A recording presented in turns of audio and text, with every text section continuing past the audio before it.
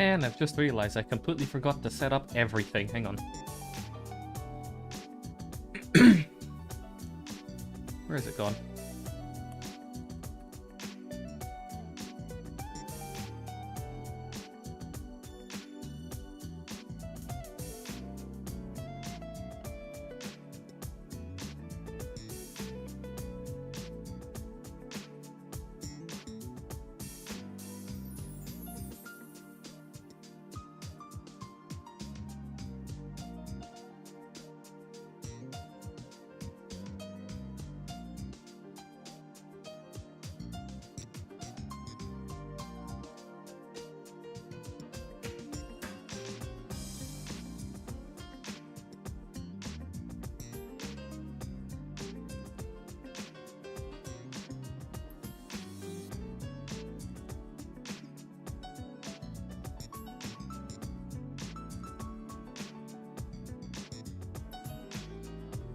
Why am I logged out? That's annoying.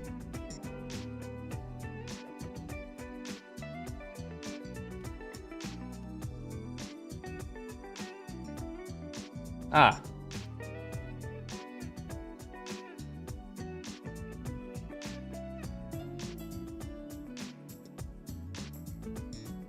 That platform is dead right now. That's amazing. Well, I guess I'm just not gonna be able to receive any events from YouTube on this. From my alert system. That's great. I have completely forgotten to set up everything. I am a bit stupid. Give me a minute.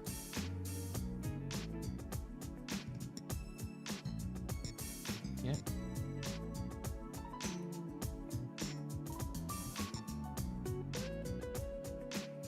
Okay, now to make sure this at least works.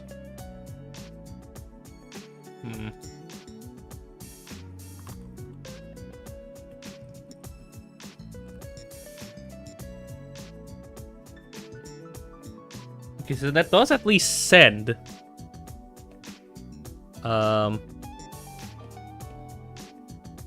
Let me also fix something first before I start.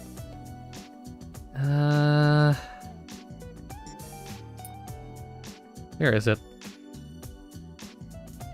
Where is the settings button? There it is. Oops, sorry.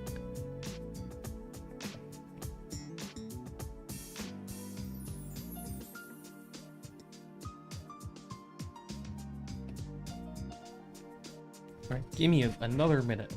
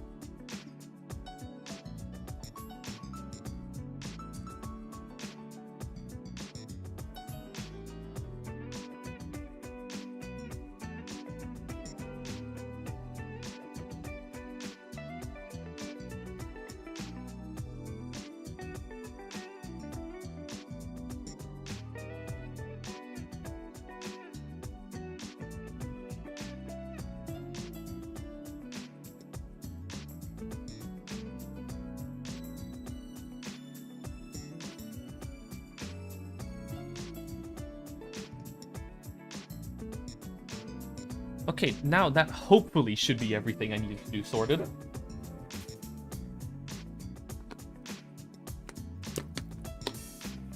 Yes. Once again, I've also optimized the my layout a bit, just so then it isn't just 6 splits of get to whatever rank division. So now it's actually it's a bit more compact. And I can actually fit the timer on the screen at the same time, so I can actually see it. Since I have to turn off my second monitor, otherwise my GPU will not like that. Okay, so at least now we know there's more cars that are viable for King of the Year with a bit of setup. And I think, express what you said, is like slightly raise the front height, stiff springs, stiff dampers, front dampers and front springs. Also diff to about 60 to 80%. Wherever that is on the slider, because there's no precise lines for anything. Okay, here we go again. 3, 2, 1.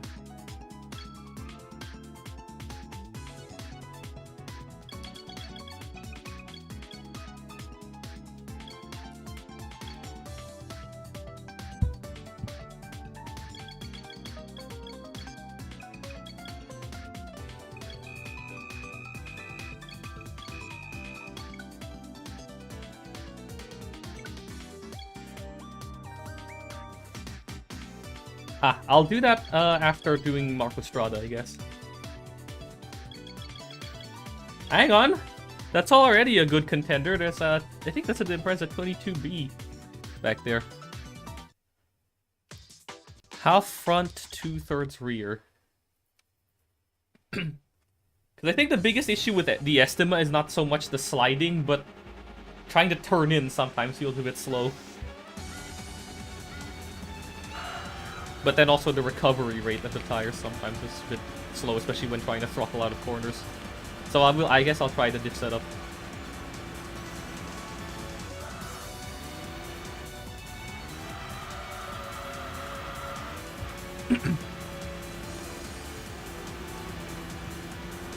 Yeah, I don't know. I mean, I guess it is a good thing. Sometimes you get RN races that have really good cars. Which is nice, because that means if you get that car, you're already set, and all you have to do is start rank hunting.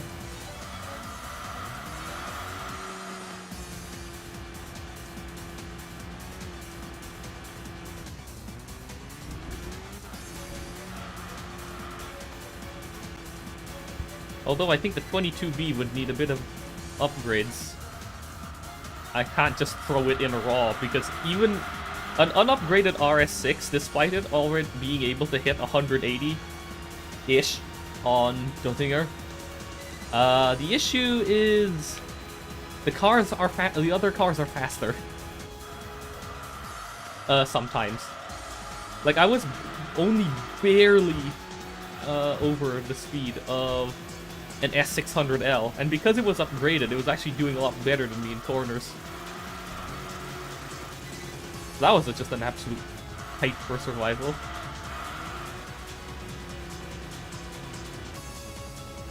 Oh god.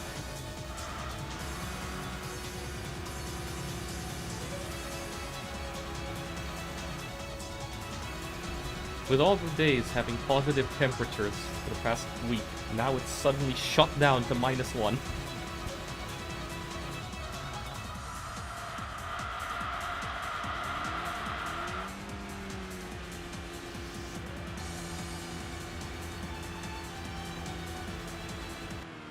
Okay, I actually remembered to split this time. On first iron race.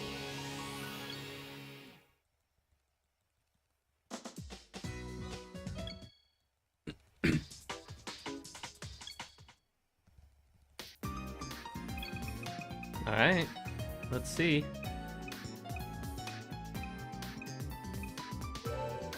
No. Alright then. Can't win them all. Can't win them all.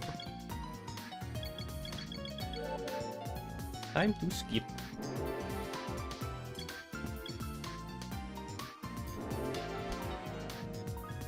I think I'll do the same that I did yesterday, one in that VC. Which is week 3. Not week, yeah, week 3. So first, let me test that setup. Let's go with diffs. That's like, what was it again? Half front and 2/3 rear. Okay. And now to skip.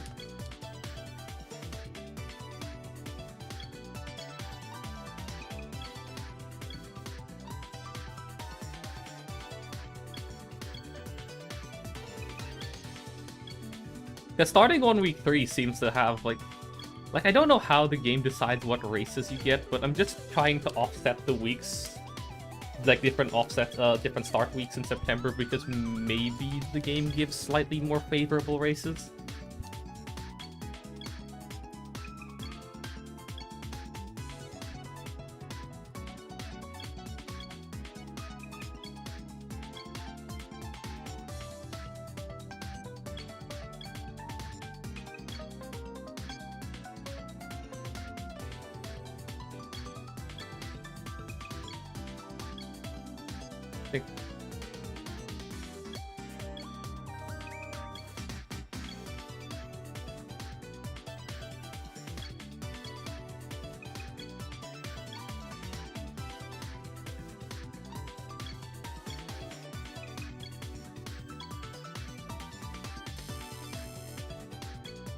Yeah, that's fine.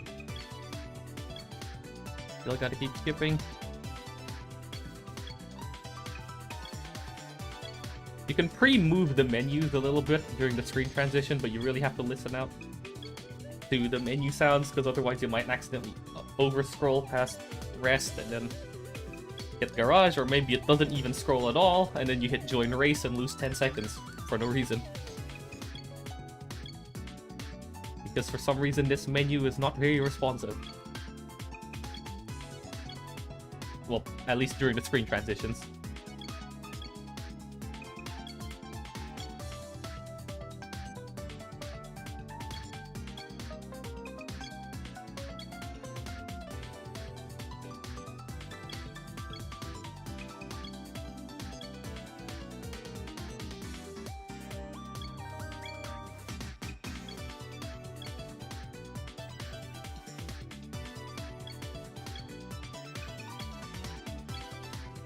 Alright, this is July. Just a couple more months.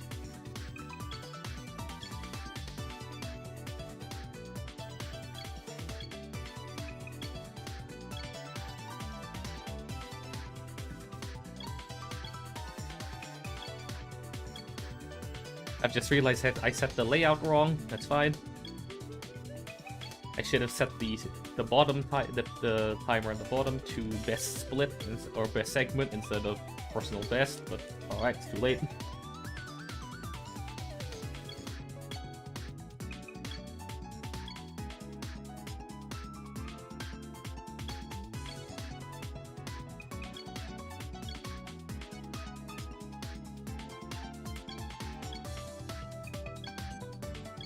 Two more.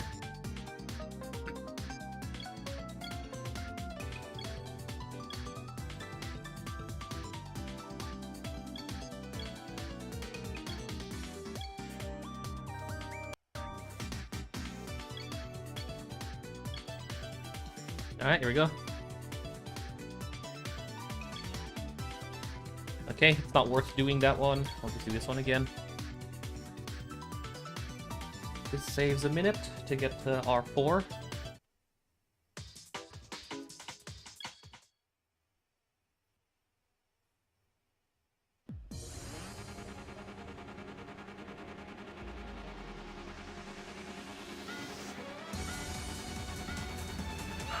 Oh no, never mind, the detailed timer is fine.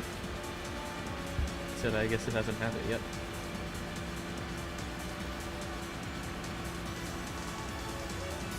Let's see.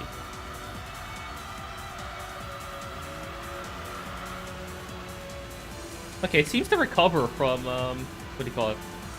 Wheel spin a little better on exit, which is good, because I think that's the biggest issue with this car. The wheel spin on exit.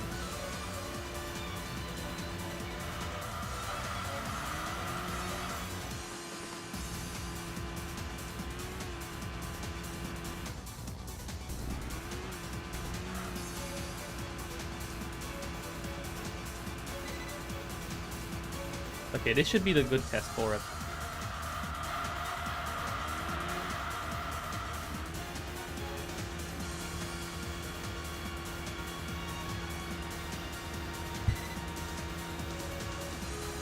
Okay, 102 first lap.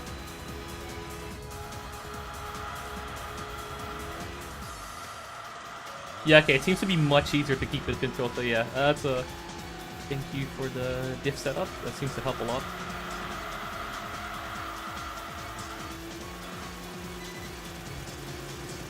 Although I guess we'll see once we get the track that clone searing and stuff. See how it does in track that goes.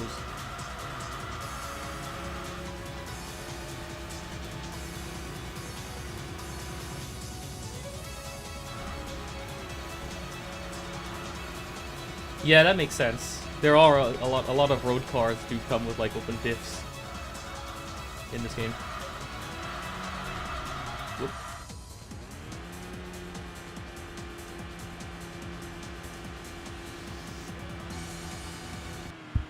Okay, that's about 2 minutes. No, 2 minutes in the race itself.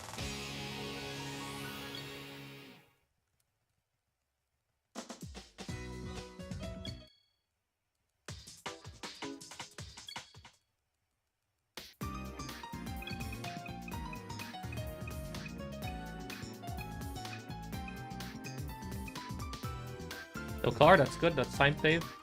I don't think I wanted anything from there.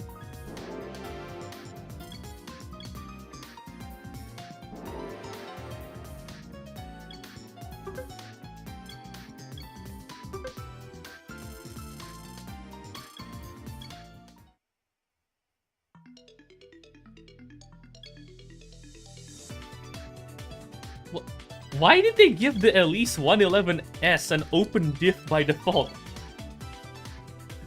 A famously rear-heavy MR, why did they give it an open diff?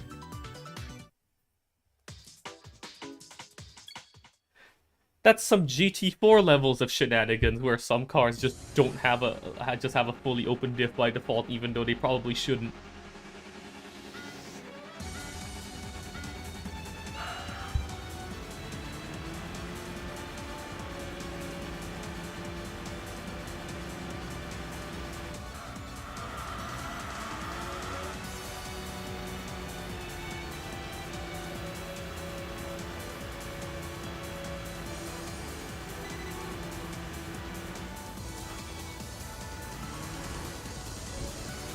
Oh yeah, it is so much easier to recover from sending the car into the chicane with this diff setup. Because normally with the normal diff setup, this car would just end up sliding along the road and sometimes hit the right wall.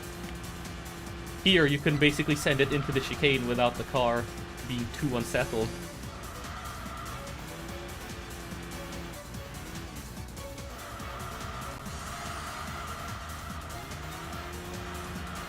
This corner also seems a lot easier to take without the car understeering.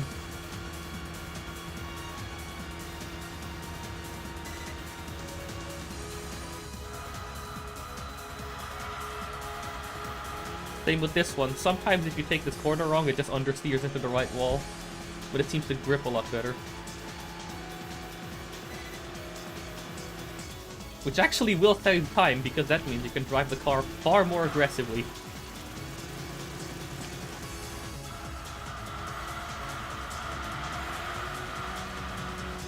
Like, it takes a couple seconds of extra setup, but then it'll save you seconds per race.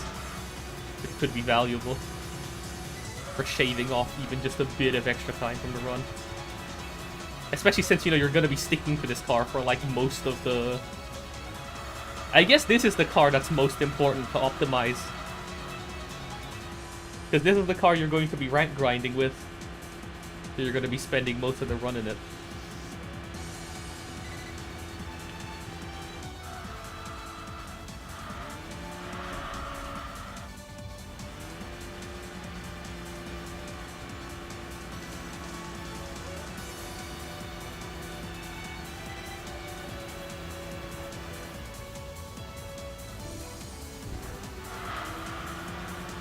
Yeah, I took that chicane a bit wrong, and normally the car would have just immediately slid into the right wall.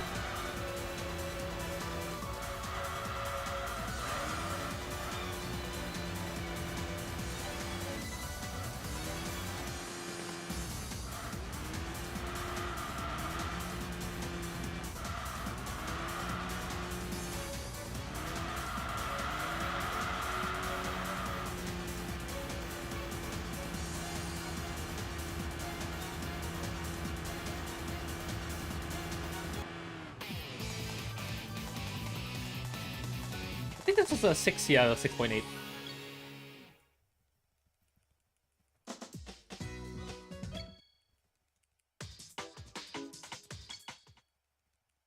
So not bad, but could be more.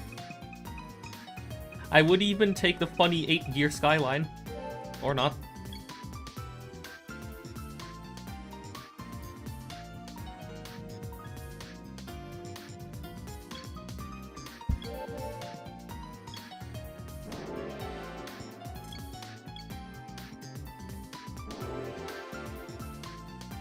Levels on the car, nice.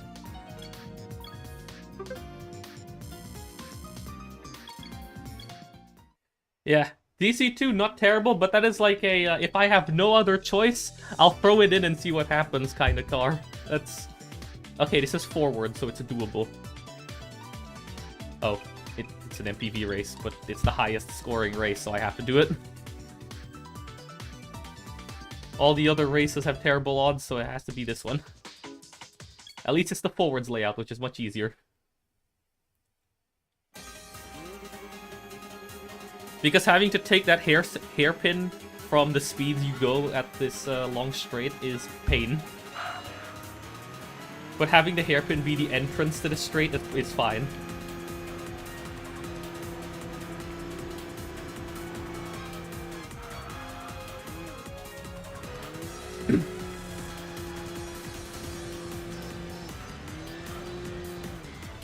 Oh, come on, that counts as scraping the inside of that corner? Fine.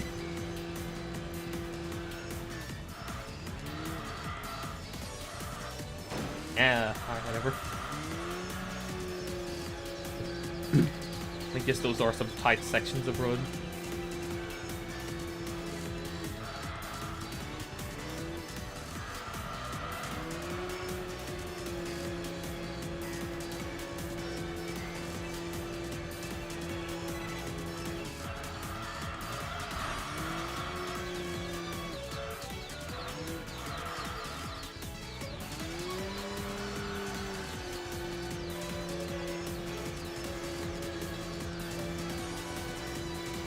Oh wait, there's 4 laps. That's annoying. It's gonna be like a 5-minute race. Annoying. I think in this division, the Tsukuba races are only 3 laps, so that would have been more preferable than this. But there weren't any, I think.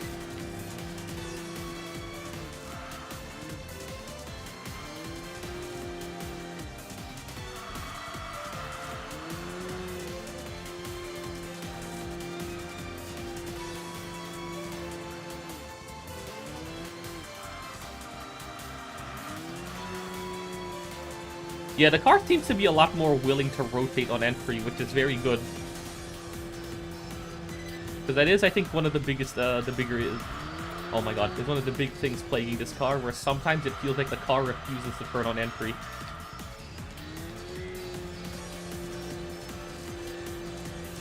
Especially in low-speed corners.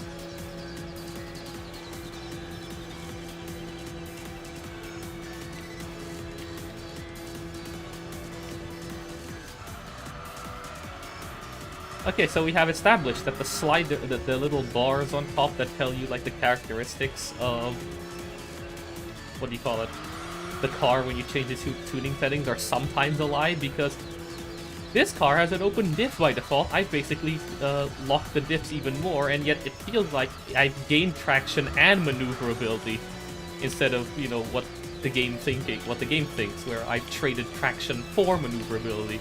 But no, I've traded maneuverability for traction. When in reality, I've gained both by locking the diffs.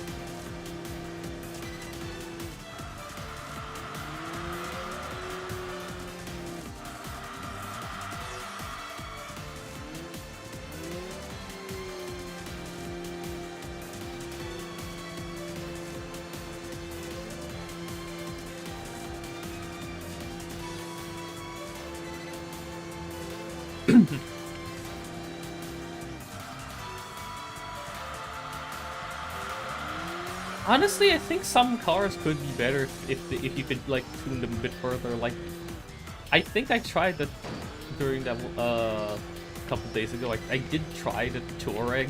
I think the biggest issue with it is because it's so tall and its center of gravity is so high up, it's very wobbly and it's prone to sliding. If you could lower it a bit more, then it might be less of an issue. But however much you can lower it by is not enough to help against that.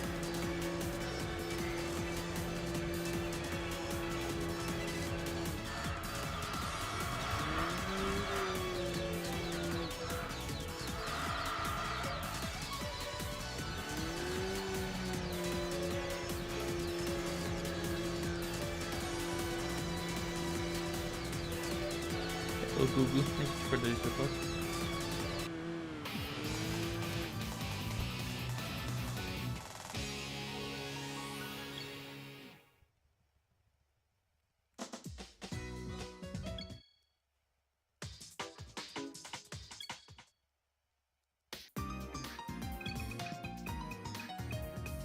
I don't have any of these, to be honest. Yeah, alright.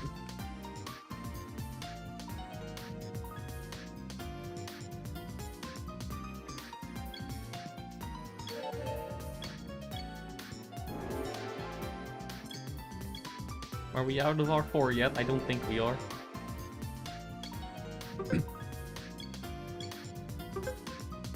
Yeah, no, we are not out of the R4 woods yet. We do one more. Hopefully there's like a Tsukuba race or something. Okay, you know what? For 10.5, I'll do it. RX-8, sure. I think that was that the Golf 4 R32? Is every reward? Yes, it is RNG. And if you're playing casually, it cannot be save scummed, it's predetermined. Yeah, like in a casual playthrough, you cannot save state scum the rewards. It is predetermined the moment you enter the race.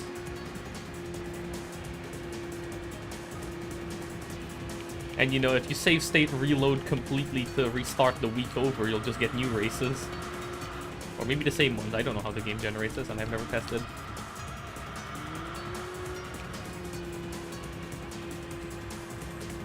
Okay, yeah, 4 laps against this sort of opposition. Yeah, I'll take it. Even though it is technically, it'll cause me to lose time on the split.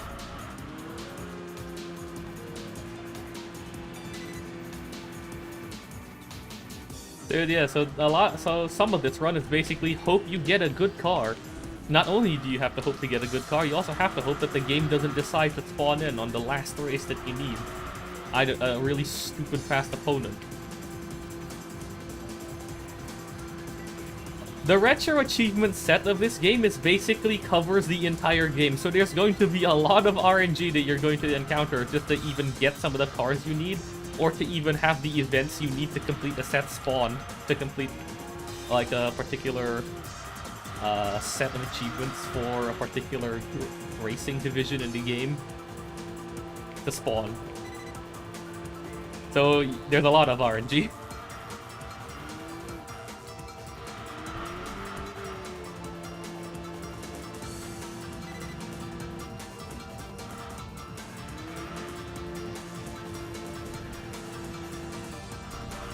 Okay, I can definitely feel the effects of the dip setup, especially in this corner.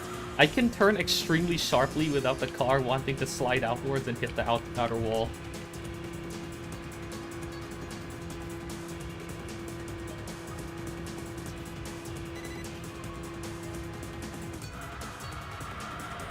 Here as well, you can recover, the wheels recover faster, so you can actually like make the turn at higher speeds.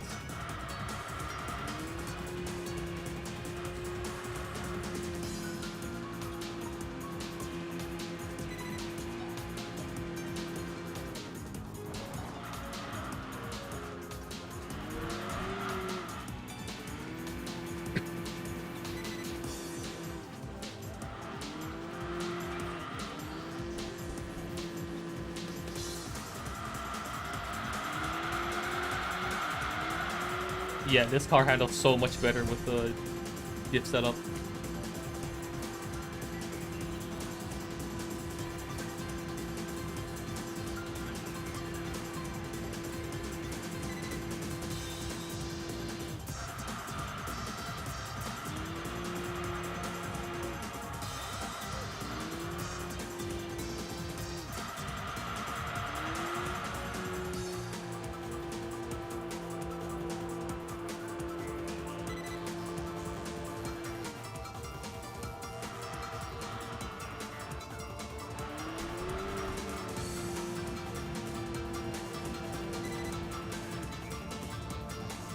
Oh, I hit the inside of that. Whoops.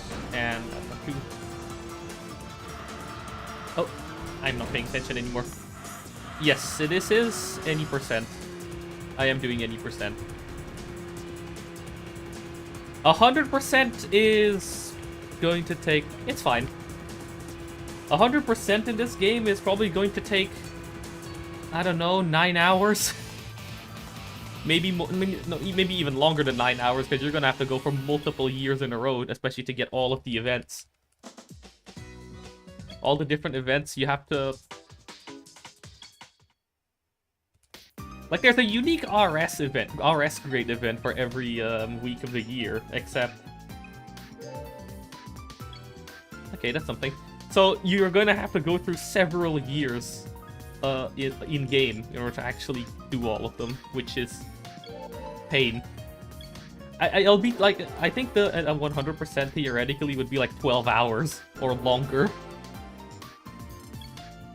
So any percent and rank 1% are usually the 2 categories people run. Because those are much shorter. What do I got? Ah, not Route de la Seine. Hang on, Supra. It's actually a good car in this game, so I'll take it if I get it. I would take the Supra if the game gives it to me.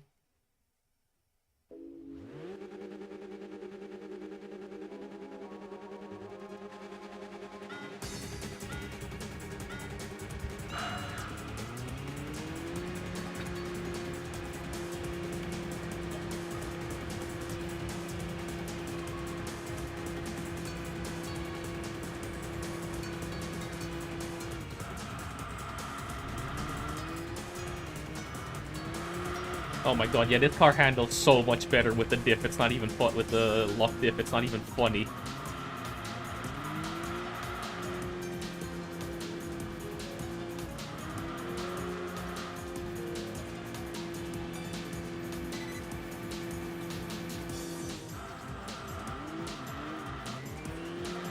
Yep, I will try to lock in.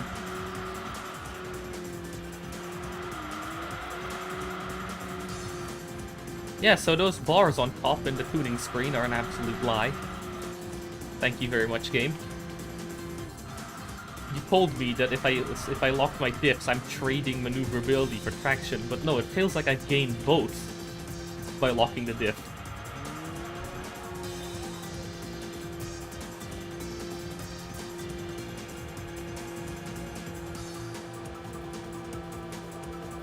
Okay, Supra's behind me.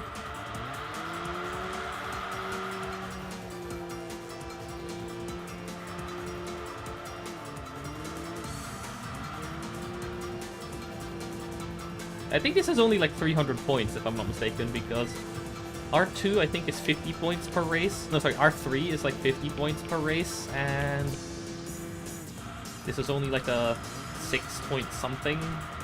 I don't remember. 0.3, I think it was. So it's only going to be about 300 something points. Not much, sadly.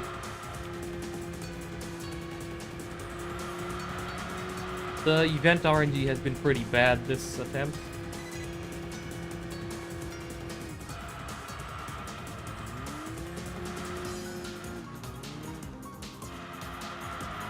Whoops.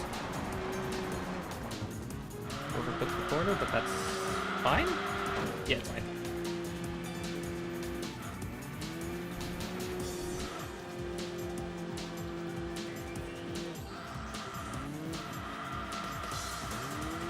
I guess the issue with starting later in September when you're skipping is the fact that you lose leeway to essentially trade N2 points. In the sense of that, if you get a race that has a really good car, or like you can force yourself to go into races with like all really good cars, even if they're like nearly impossible, but then you can trade all your N2 points by like driving dirty in order to get at least fourth to get a chance of getting a good car. You kind of lose that leeway if you start later in September.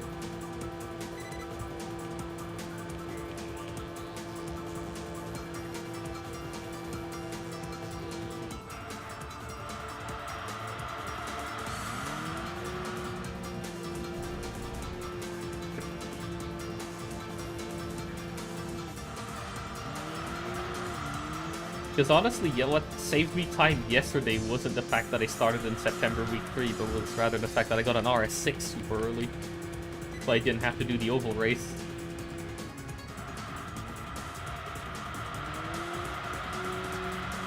Oh, look at that slide! What a drift across that corner. I wish I had time to check the replay because that must have looked amazing in third person.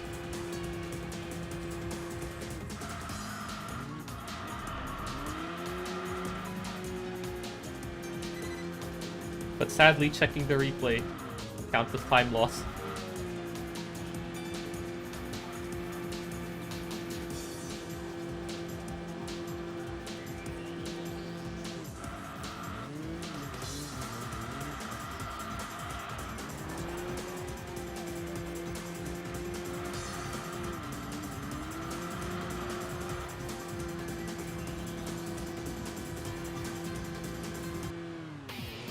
Nice.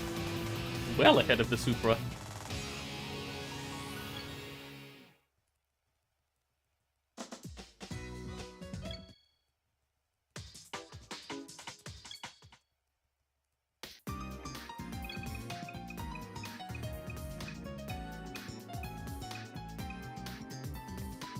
No car.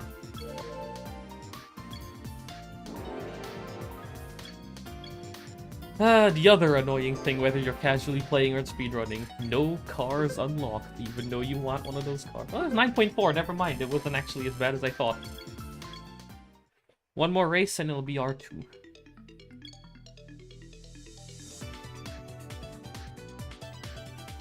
Alright, let's do but 4 laps.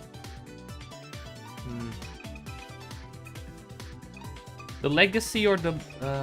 you know what, I'll take either of those two. I'm not doing Route de la Seine, even though that one has higher odds, because Route de la Seine is hard in this car.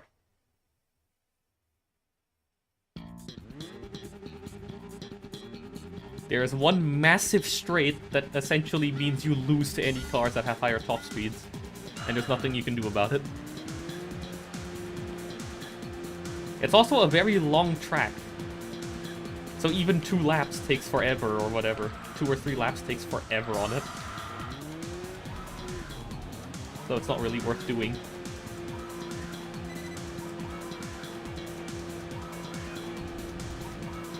Like, it's a long track, but the game also doesn't compensate by giving it shorter lap counts.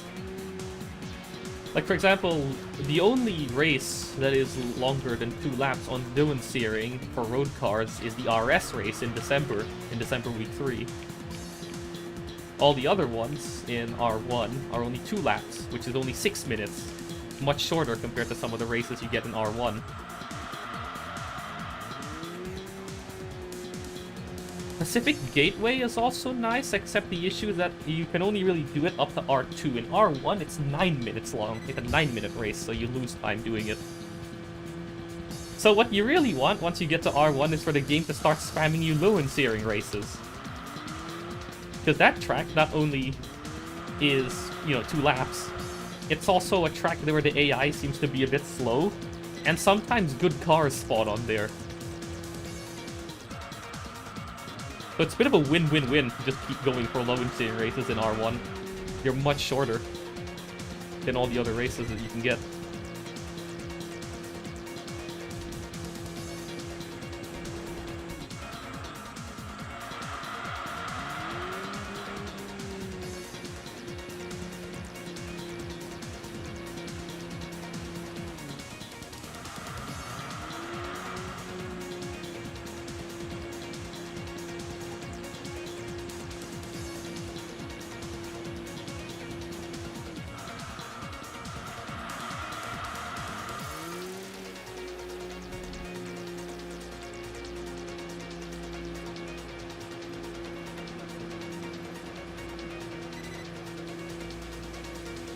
Great, I'm gonna have to possibly invalidate the run after this race because I need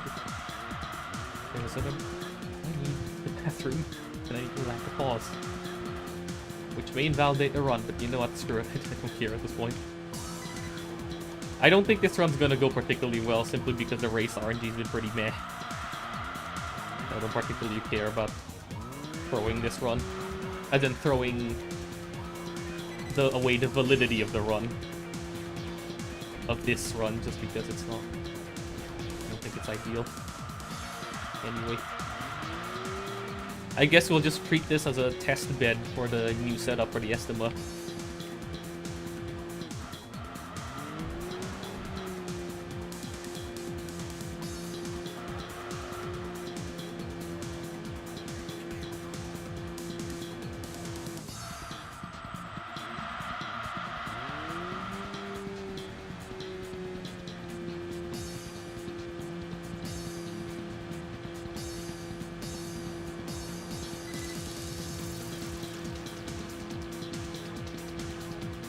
I think the fastest race in R2 is definitely the Pacific Gateway race, because that is, as mentioned earlier, about 6 minutes, which is a lot shorter than a lot of the other choices.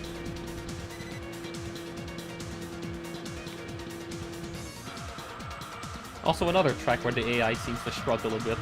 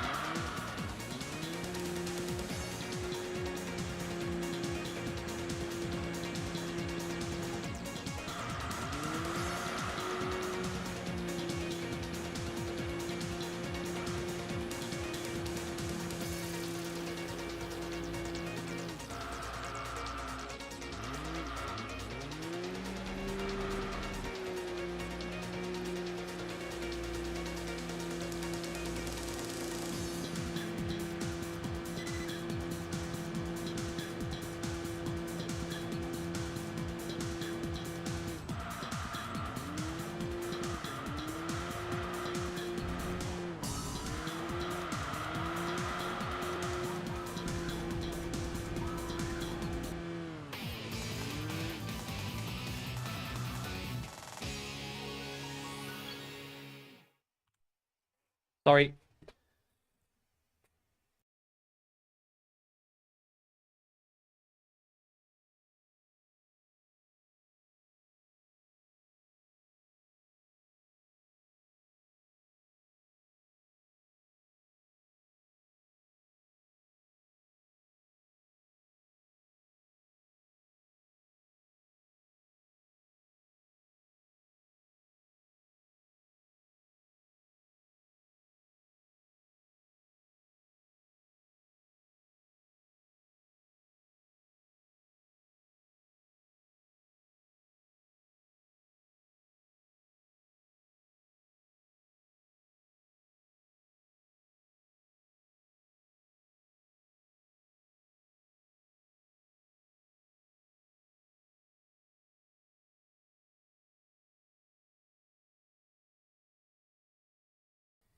It's alright.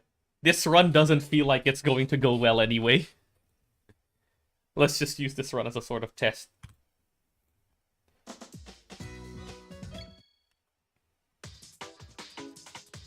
It was either throw away the validity of the run or piss myself.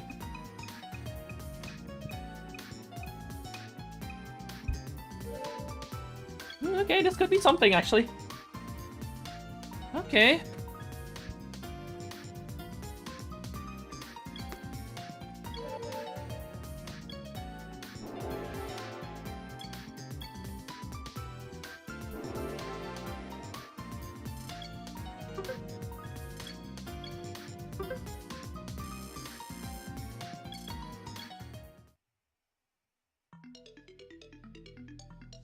Now, please, maybe? No. Okay. 10. This is only 1,000 points. Not even that good. Yeah, no. This run is not very good. The races have all just been very low odds, which is not conducive to you getting ranks.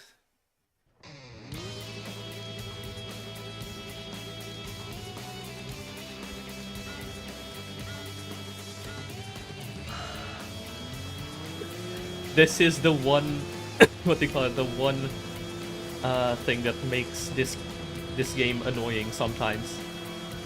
The RNG in everything. The RNG in race generation, the RNG in what you get from a race. The RNG in the opponents themselves.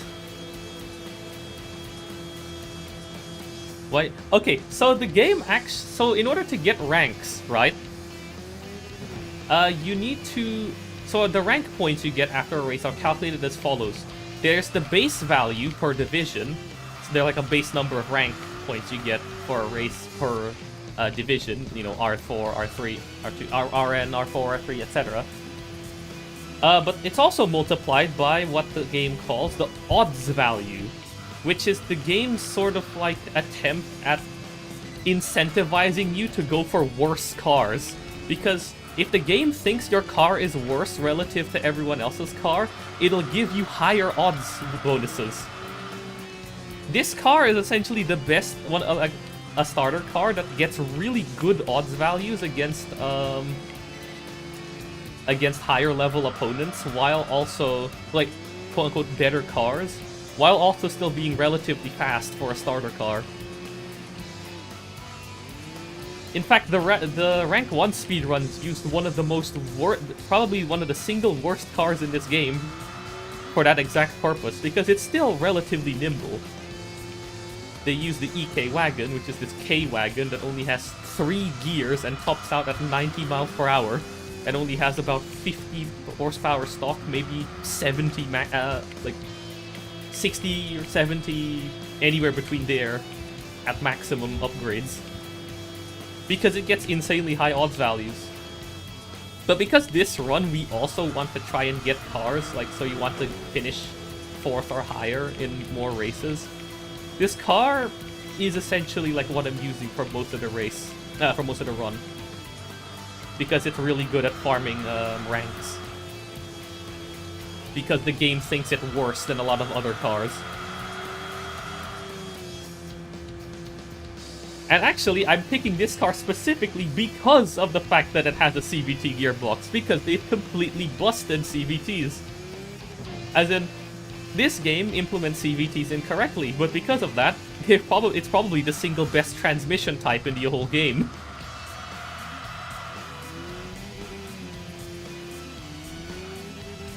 See, with this game, you can't adjust individual gears like in something like Gran Turismo. You only have a final drive adjustment. So if the car that you're driving has a really bad stock gear ratio set up, well, there's nothing much you can do about it other than adjust or reduce the final drive, which just affects top speed and acceleration. But with this car, because it has a CVT, you don't have to worry about crappy gear ratios. And also, they forgot to implement a maximum gear length, or yeah, gear increase for CVTs. So theoretically, they have infinite top speed. It's just that, you know, at some point the gears become too long for the car's power to push through. This car, I think, has the highest top speed of all the starter cars.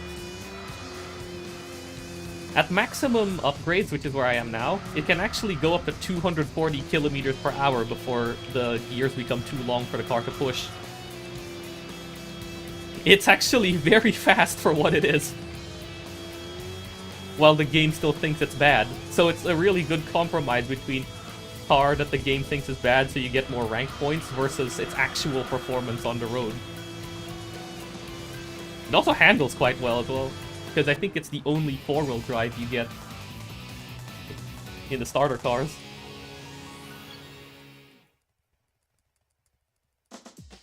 You can win against some silly stacked races in this car, which is why I use it.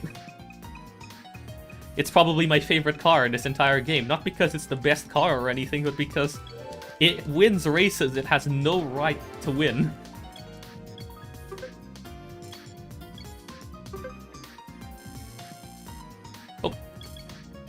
Oh wow, okay, that was the single race into R1.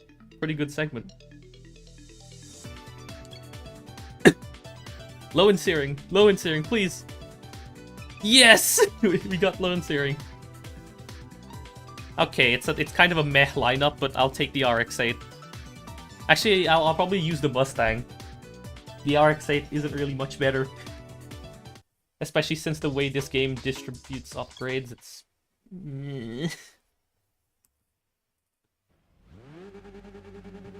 Oh, it's the reverse variant. I guess it's time to start trading points.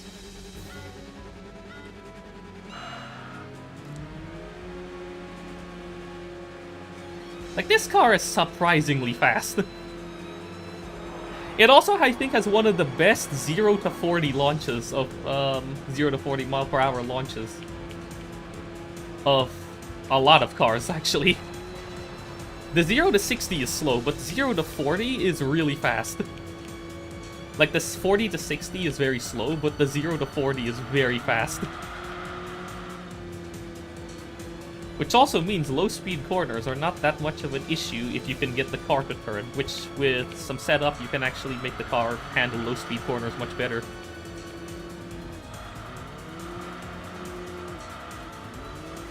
Okay, yeah, the diff setup Xmas has just sent earlier has absolutely transformed this car. Normally, I would have had to fight for my life in that corner to stop the car from sliding off the track, but here, I can really push it.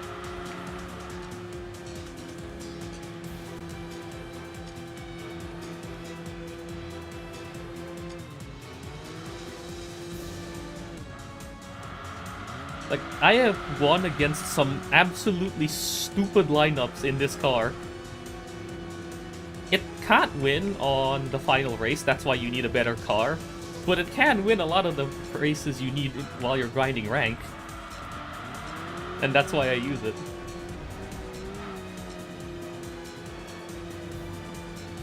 It's also just funny, just seeing the image of hybrid family van with a CVT gearbox beating performance-tuned and or performance-adjacent cars. It's just funny to look at as well.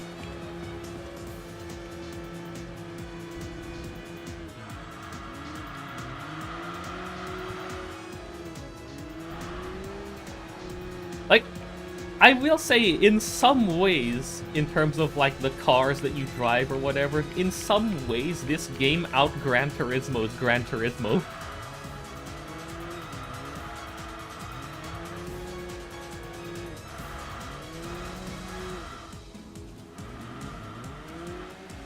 In terms of, like, making you drive seemingly the absolute, like, most unassuming shitbox cars. You think, there's no way this thing would be able to win races, but then you take a drive in it and it's like, oh, it's actually got a lot of potential.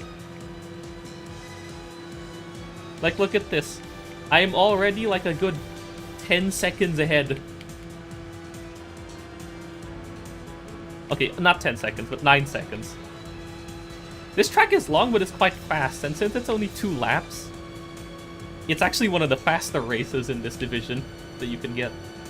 Actually, I think the fastest race in terms of time that you can get in this division.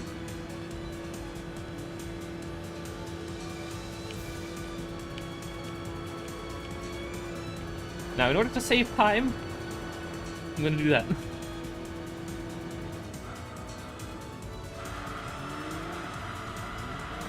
Oh yeah, the diff setup makes a massive difference in this car. Look at that.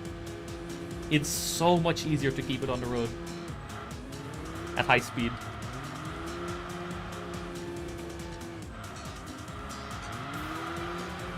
It does. It's a whole different car at this point. Normally in this race, I would have, especially in the reverse low and steering, I'd have to fight for my life to keep the car on the road in some of the high speed turns. Here, it actually manages to grip onto the road at high speed. Yeah, it is a night and day. It's also a lot of time save as well, because that means you can take the corners much faster. I think I did 50% and 66%. Ish.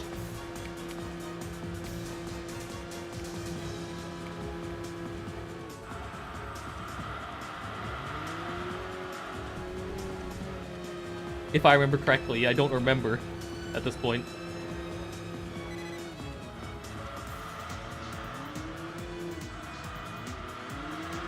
I wish some of the lines on the sliders were like highlighted, kind of like in GT in the gear ratio sliders. You have those 3 visual lines in the slider.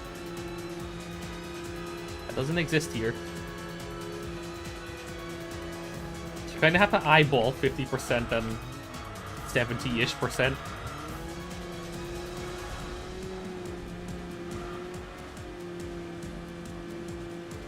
So far in this run, no good cars, and except for a Mustang maybe, and also the races have just been all low odds, which is meh. I think this run is dead by virtue of not being able to get to rank 6 or higher fast enough.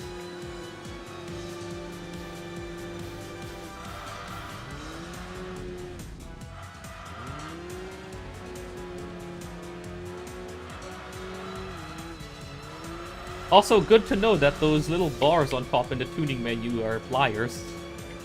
Because if you lock the diff, the game's like, no, you're gonna trade your maneuverability for traction. No, it feels like with locking the diffs, I gained both. I didn't trade one for the other, I gained both. It was free. The shocking secret Enthusia doesn't want you to know, that the grip is free, just lock the diff.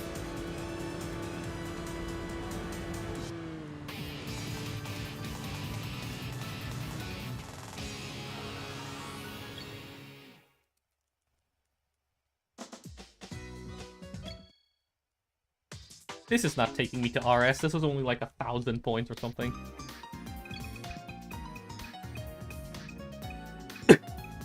Actually, I don't remember what point score it was, but... I don't want an MRS.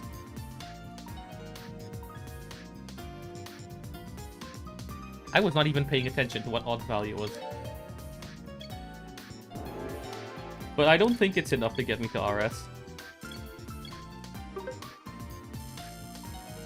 Never mind, it is. It was 11.5. That was actually pretty good. But I need a car. No.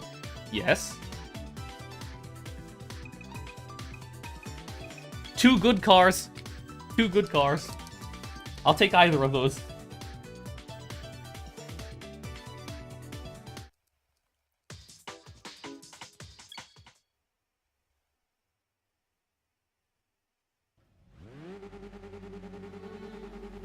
But I think I'll still need to do at least one more race after this in order to get ranks.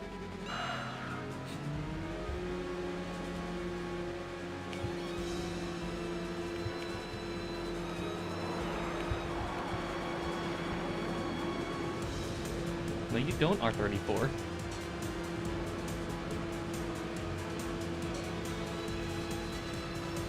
No, don't lift in front of me. Oh my god.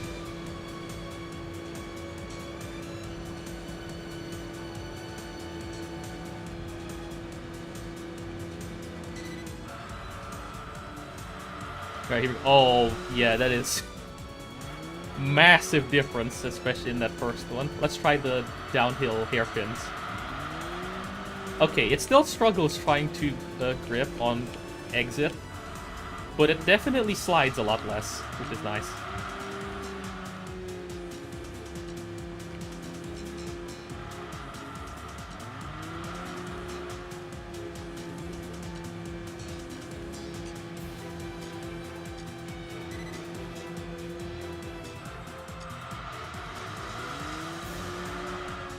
Okay, the alpha is in second, that's good.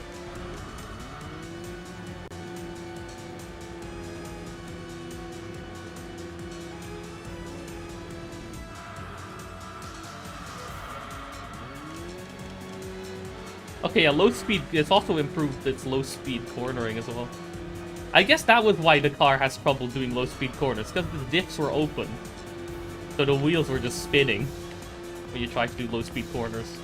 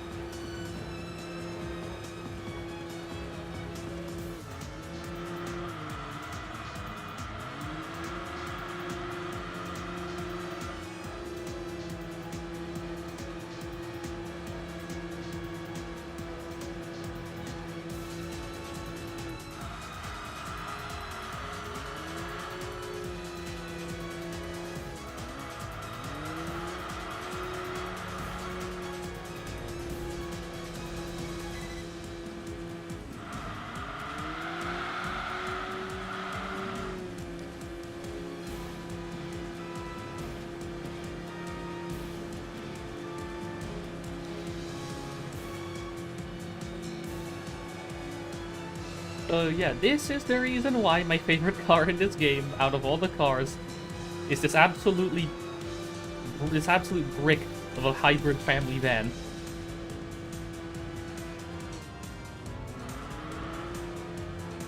Just look at how much it is pulling away on an actual racetrack against cars that are theoretically faster.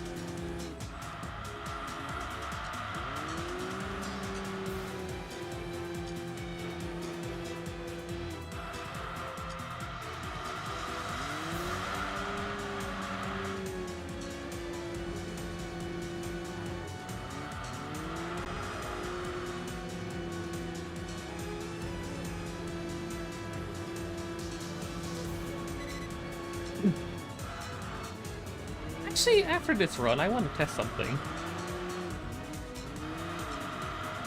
I just want to see something. Just out of sheer curiosity, I just want to see something. After the run.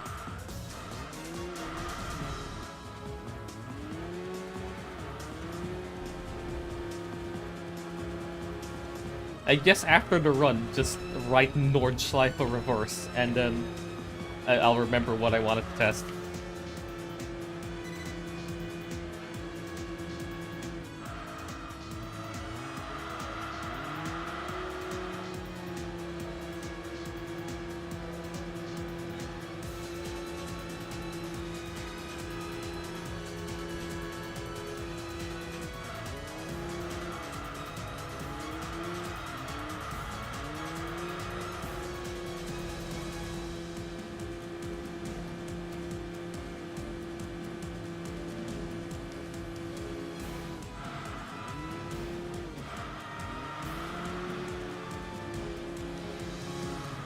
It's also why, like, the whole, like, odds system is also the reason why certain cars aren't good in terms... Yeah, aren't good, because especially you want to maintain rank, especially the higher level A-class cars get such low odd values from races that you just end up bleeding ranks when you use them.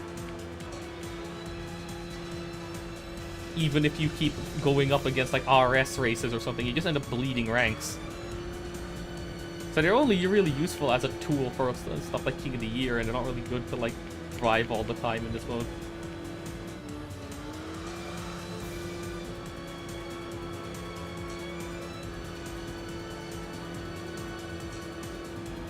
Was that a perfect race with no, entry point loss? It felt like it. And I got FL as well. Amazing.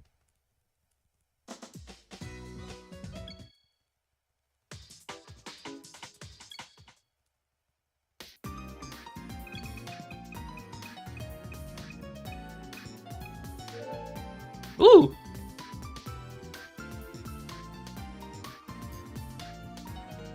I think I'll use this instead of the Mustang. Screw the Mustang. We have something. We have car.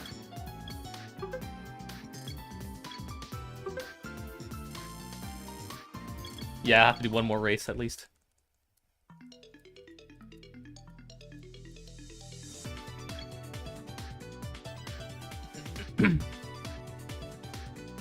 That's 5 laps. I'll have to do this one instead. 3 laps. Not as short. Wait, did you see that car in the back? Hey guys, did you see what that was in the back? That is an RGT, which means if I finish in 4th or higher, I have a chance of getting it.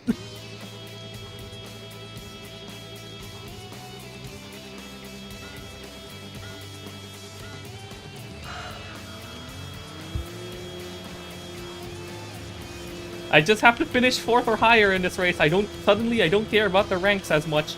I just care about finishing 4th or higher. Oh, that was a really good chicane take.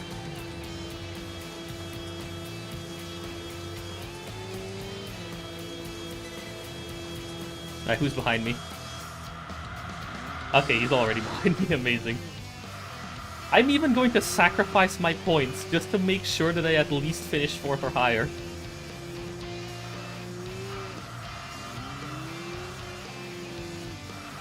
I don't know if I'll be able to keep my 1st place, especially not against that kind of opponent, but at least 4th is doable, I think.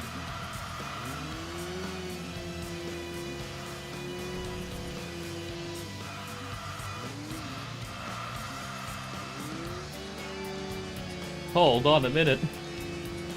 That is an RGT. Shame this run probably isn't valid because of the pause, but at this point I don't care. I'm just here for the exact thing that the scrolling text behind the text box, the chat box has been saying the whole time.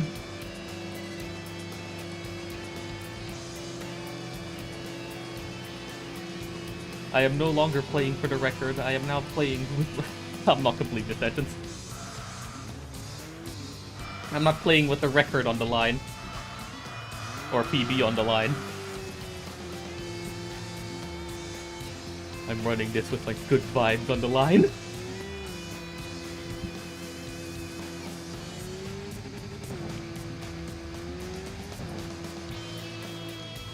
Brakes. Running early. Up the quarter. Oh, I hit the inside. Rip.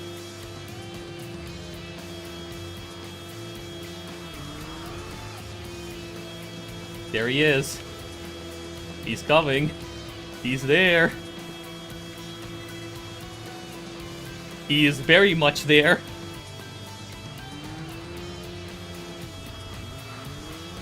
Oh, I clipped the inside of the quarter, but that's fine.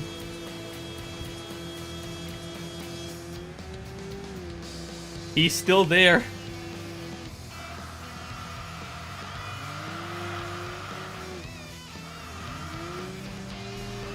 Come on, Esteban, you can do it. Keep pushing.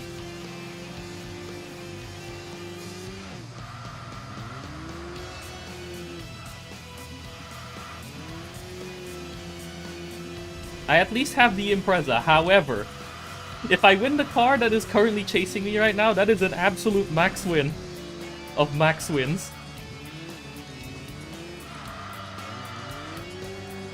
Because that is an RGT behind me right now.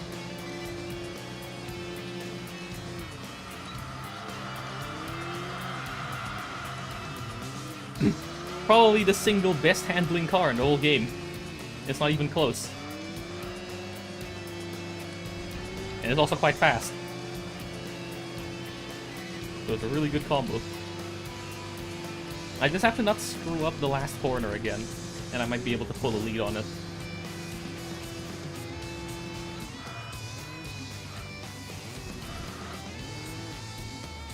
Oh. I think that bump was actually beneficial, sort of. Right, here we go. Gotta survive one more lap.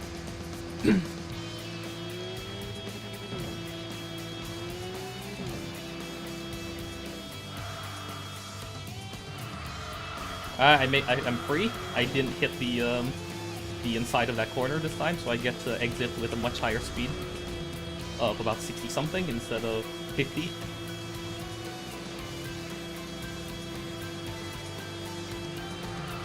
Oh, here he comes. Don't bump me, I swear. Oh, oh my god, I think I just barely avoided clipping the wall.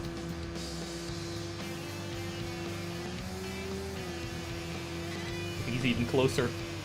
Yeah, he's about the same distance as he was last lap. I just have to keep him back for one more lap. I have to drive for my life.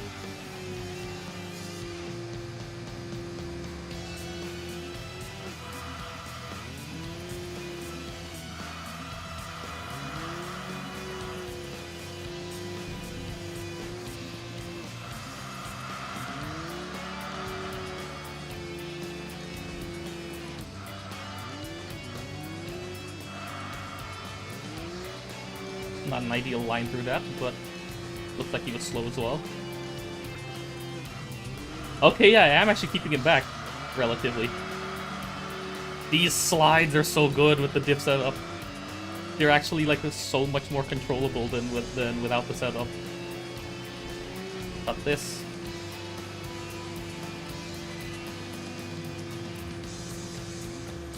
Alright, couple more corners. I just have to not throw it the last couple meters. Come on.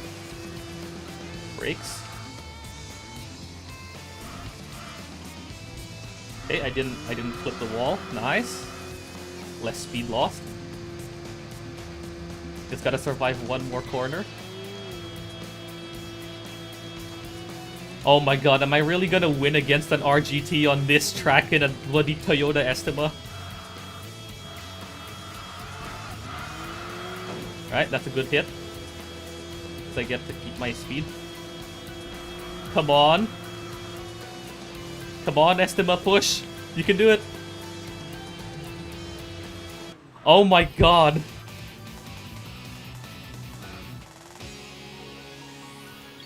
I am screenshotting that windscreen right there.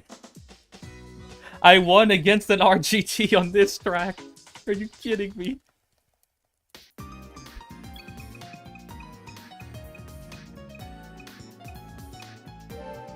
Ah, I don't get it.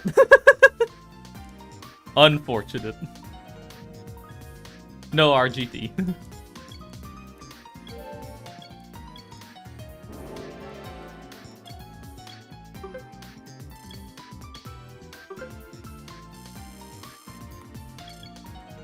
Okay, I'm rank 2. You know what that means. Time to just send it. Now the question is... Wait, hang on, I need to check something. Impreza. Spec. Oh, you have 6 gears, you have 6 gears. Okay. Oh. Let's do this properly.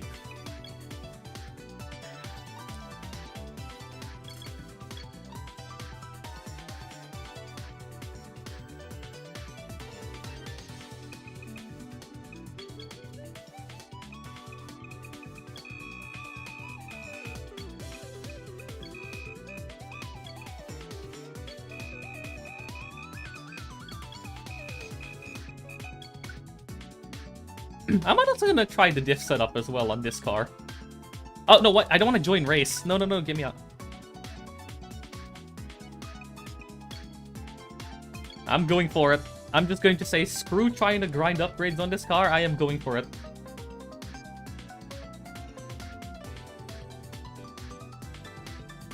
This is not an ideal car to be doing that in, but you know what? It's better than nothing. I'd be a lot more confident if it were the RGT, but let's see. No! Oh, okay, I did click join race. Cool. Please! Okay, this is going to be a very tight race. It's Impreza versus Impreza. Let's do this.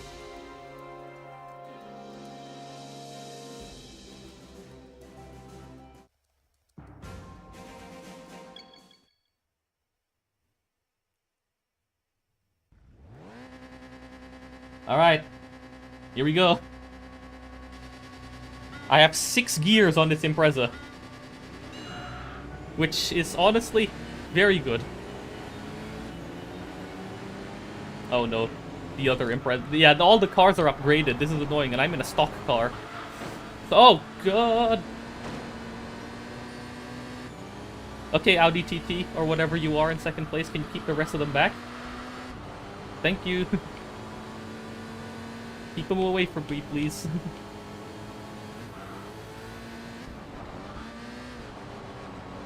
Oh. Yep, we are gonna lock in.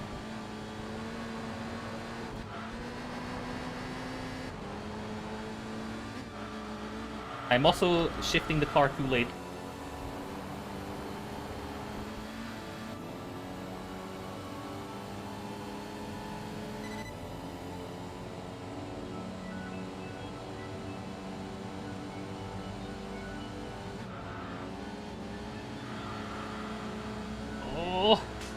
Oh yeah, that really improved its traction. Come on, Impreza, you and me.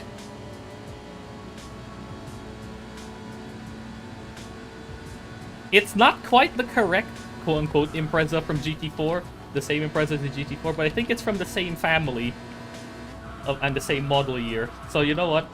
Close enough. This is the closest we're getting to the... It's got the wrong wing. It doesn't have the small wing, it has the big wing, which means it's the other version.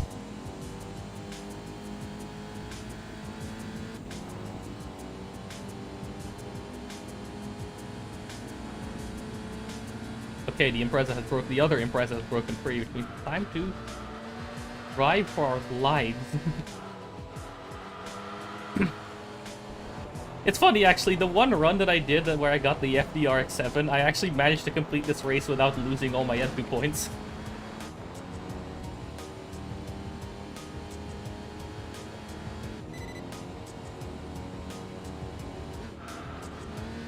Because that car handles so well. It doesn't quite have it doesn't quite, you know, match the handling prowess of something like the RGT, but it is also, it's still quite nice.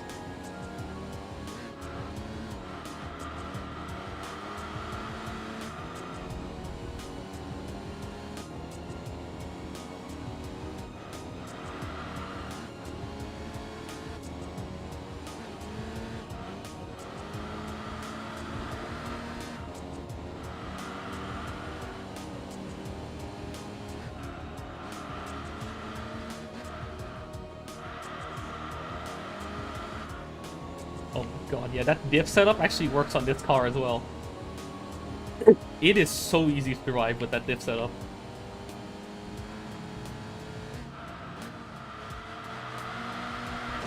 Oh.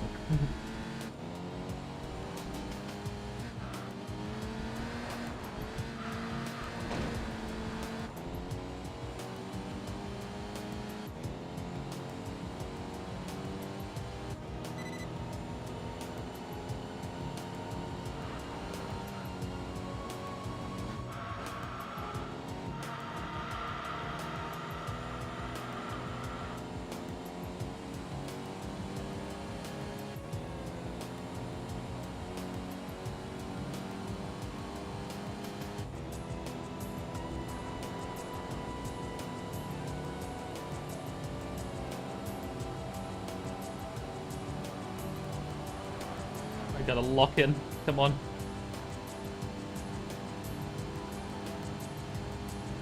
This is probably going to be like a 125-ish, if this is successful.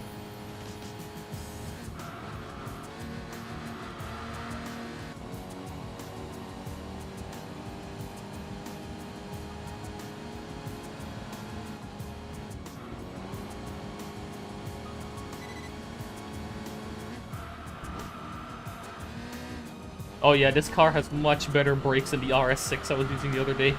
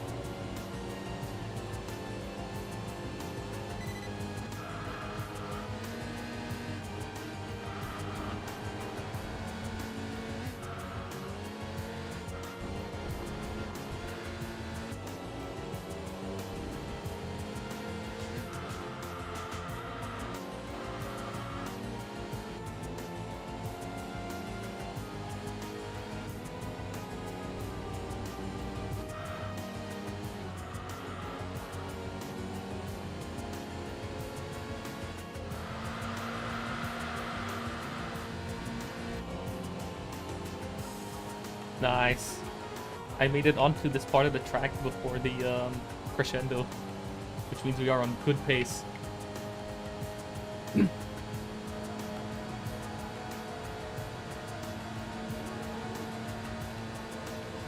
Yeah, I'm definitely going to be able to go faster than the other Impreza.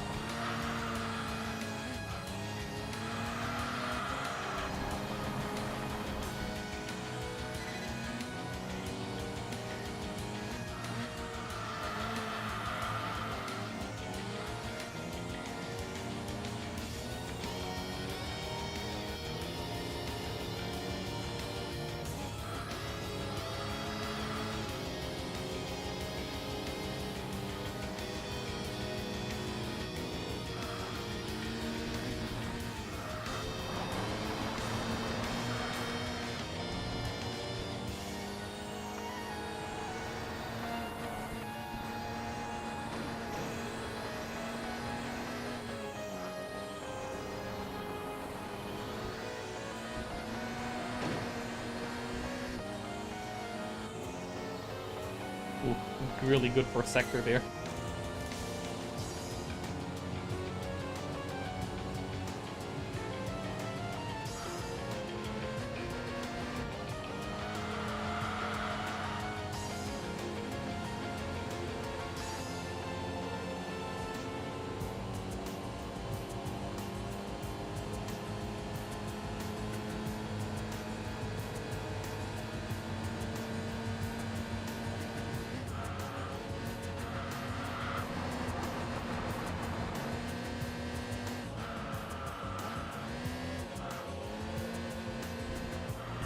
Even hit the brakes early there.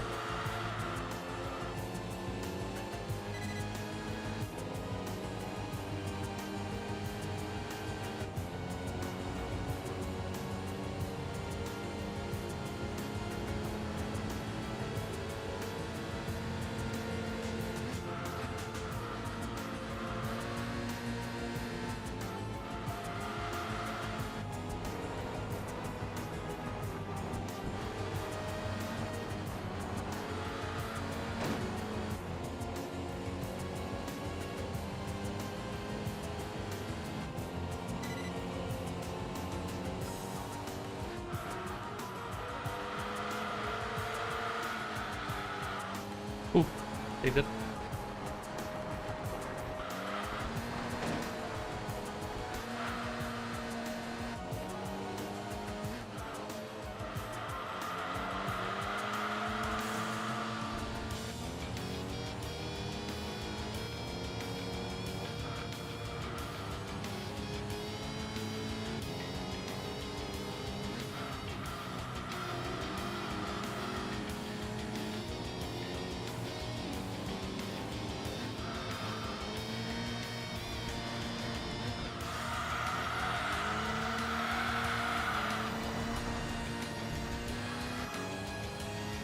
What a save.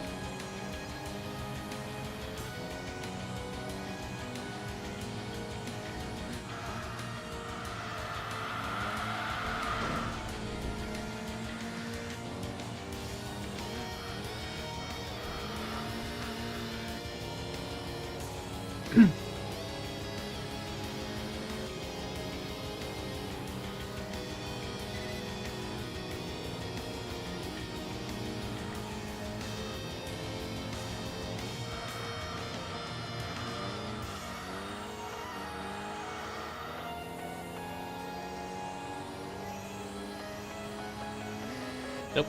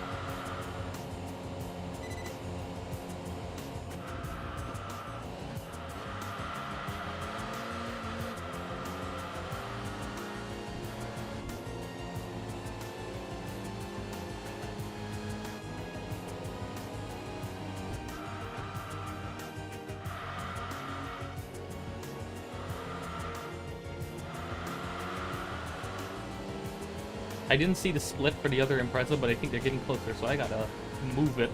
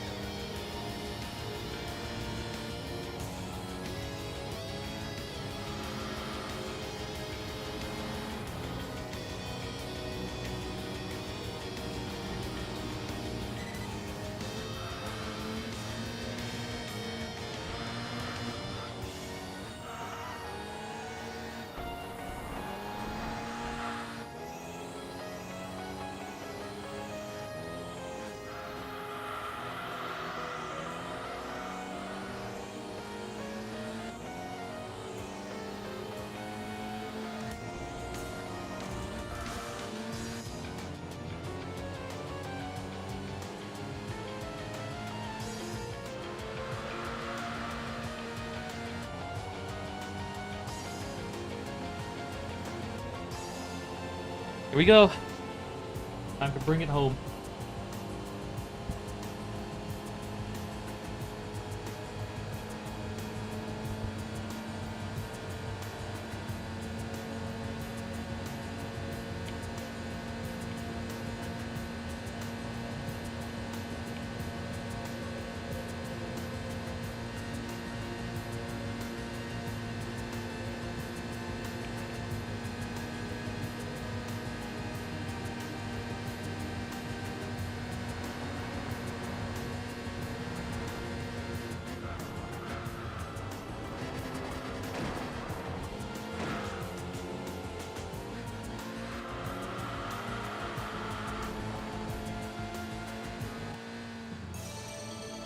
GG.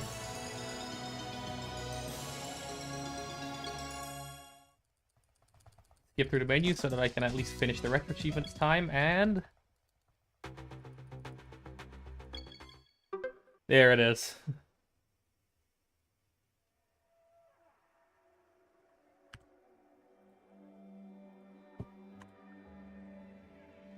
PB.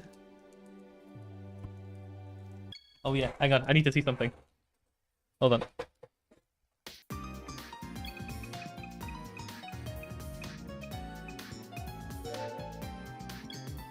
This was not even an ideal run. There are places where it could have been faster, honestly, because I got really bad races earlier. If I didn't have to do one extra race on Lone Searing to get my rank up, it could have been a sub 120. Genuinely. And there's rank 1. Cool. I don't care. GG, yeah, the diff was in fact cooking. The diff was in fact the diff. And this is why we move sliders. Why is this auto mod thank you? Why is that flagged? And this is why, and kids, this is why we move sliders. This is why sliders get moved. Because they let you do fun stuff.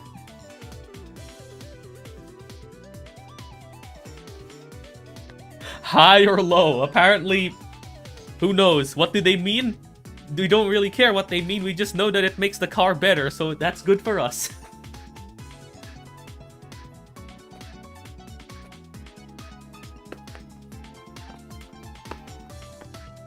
And I actually have a time for all the splits this time because I actually remembered to press the split button for all of them.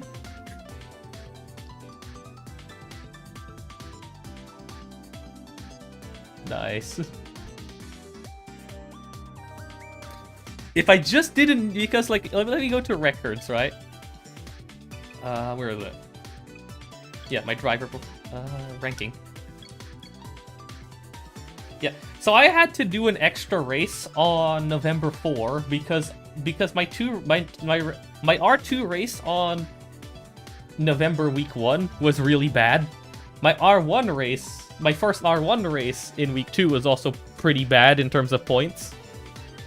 If I had maybe 500 more points and another 1,000 points in week 1 and week 2, I probably would not have needed to do week 4.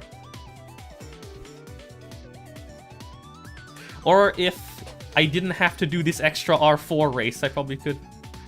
How did you become a test? It started with a DM.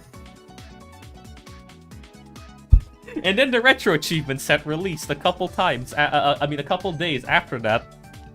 So I was like, hey, the retro achievements has speedrun leaderboards for that.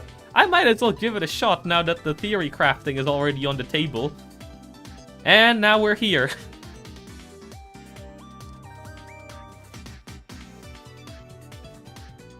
So segment-wise, that King of the Year #1 was slower.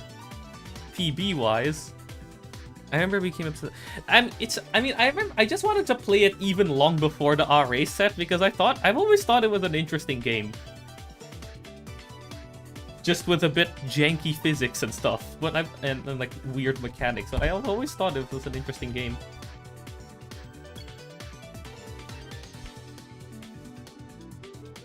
Especially in trying to figure out how,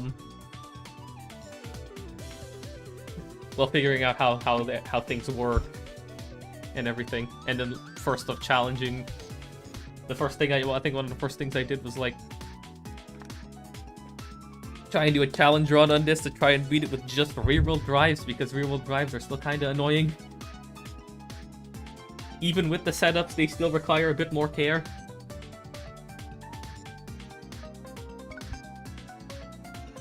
Oh yeah, I wanted to test something. Should probably FM. I should at some point, but I don't know. I just kept skipping over setting up an Xbox emulator, but I should at some point. The one thing that I wanted to test, which I can't test in this memory card, I have to test it in another memory card. Hang on. Can't test it here. I have to test it on a different memory card. Here is my test save. Because sadly, I cannot test it on this save because I don't have all the cars unlocked yet in the arcade mode. But I can test it on here. Yeah, it's not the fact that it's difficult, it's just that, I don't know, I've just never bothered to do so. Probably because if I did set it up, I don't really have much else that I would like to emulate on it. So it would just be FM and then nothing else. Because I never had an Xbox, or even, like, were around people who had Xboxes while growing up, so I don't have any attachment with much of its library. And the only reason why I even got the PS2 games in the first place was because the rabbit hole started. Road cars only. Oh wait, yeah, you. Oh wait, Can I? I can't set it up in reverse. That sucks. Well, I guess I'll just have to do it myself. I can't do a. I guess I'll have to do it in free race, not in time trial.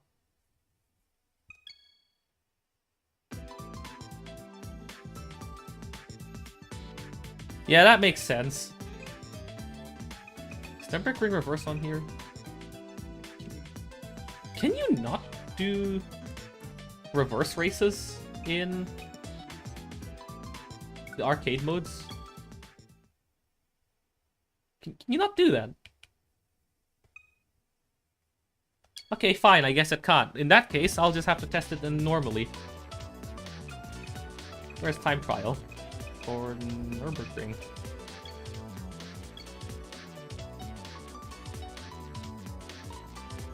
I guess that makes sense, considering it is, you know, close to Japan, and the handheld market is pretty popular, so I guess Sony decided, oh hey, handheld market's popular there, just throw it in there.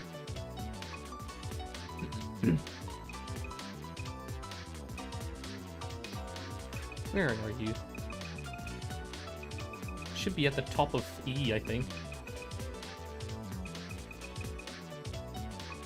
Nope, we're still in E-class. There you are. I would like to test something on it. Okay, I don't think this is gonna be able to do an 810. Something is telling me this is not gonna be able to do an 810.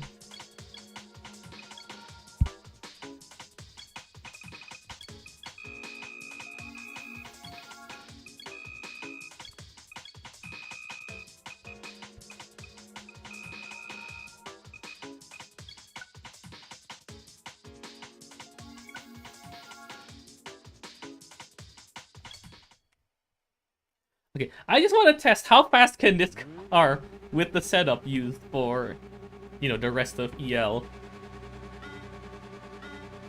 How fast can this car actually lap the Nürburgring?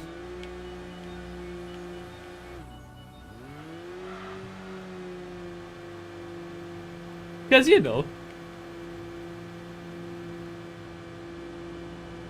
I don't think it'll be able to be, like, to do a sub 9. Or at least if it is a sub 9, it's only going to be just about. So it's not viable. But I'm just out of curiosity. I haven't actually tried it. Oh yeah, and it's also very sluggish in these tight roads. Oh, you know, let's just do the cuts that I would do in... I was actually doing this race. No, I actually just want to test how fast it can lap the Nordschleife, just out of sheer curiosity. I also want to see how fast it goes down Göttingen, just out of curiosity. Don't have to brake there. Amazing. Okay, no, this is not winning this race. It's not accelerating in these uphill portions at all. Nah, this is not happening. Not in this car. I was just curious. Maybe can this car do it? You would have to be an absolute miracle lineup with absolutely nobody even remotely close to being fast, and that was just a skill issue on my part.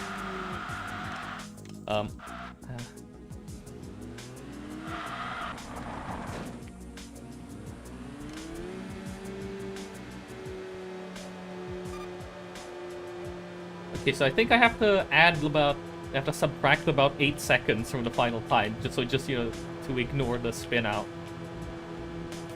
And while also compensating for the fact that the start line is a bit further back. I just want to see.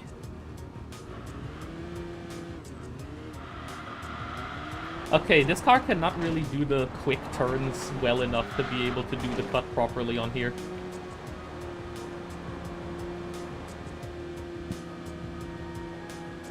Its acceleration is also not good. At the very least, compared to the other cars that are contenders for this race. No, the diff is not really the problem. It's more about the fact that the car itself is now too heavy to be able to do quick turns. Like, quick switches in direction without destabilizing. Because there's a lot of corner sequences on the Nordschleife that requires you to switch between directions really quickly.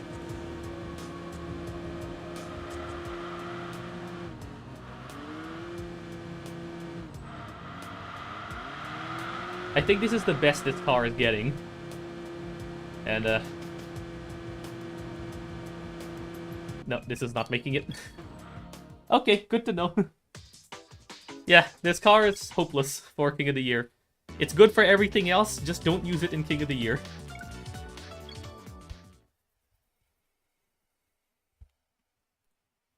Alright, back to the other memory card. Yeah, there's no way. Well, back to the Retro Achievements memory card.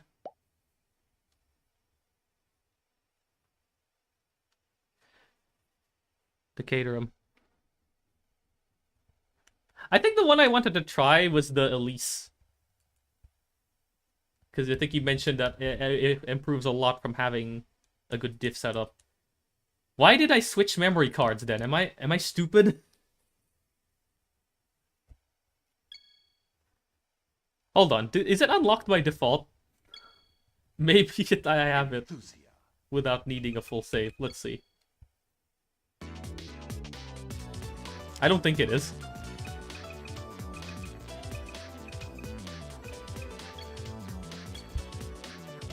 Yeah, I had a feeling that was the case. Yeah, I still only have like the default 12 cars you start with, and I don't think it's in here. Nope, that's fine. Do I have time? I do have time. For one more try. Let's save my splits. Okay, here we go again. 3, 2, 1. Send it.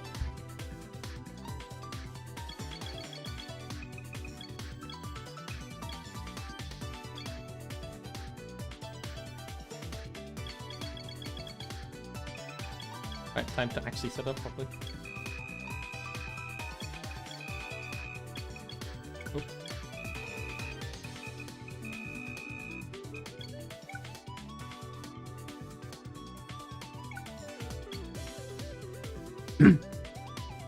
Yeah, the EK is a bit slow, is the issue. Okay, there's another 22B in the first RN race. That would be nice. Yeah, you can then do more races, higher chance of getting... Yeah, exactly. The EK is good if you just care about the rank, but I think the Estima is better if you want to maximize your chances of getting a car.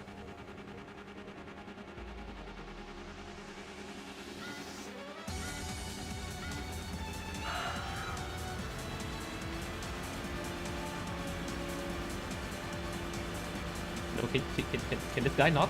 Okay, good.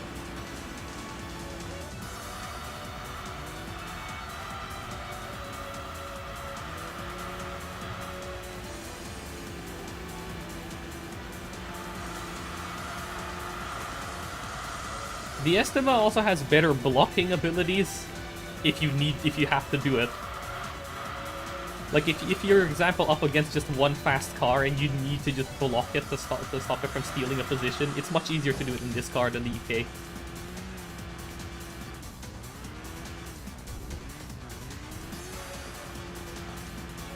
Yeah, it's a lot easier to control the car in corners.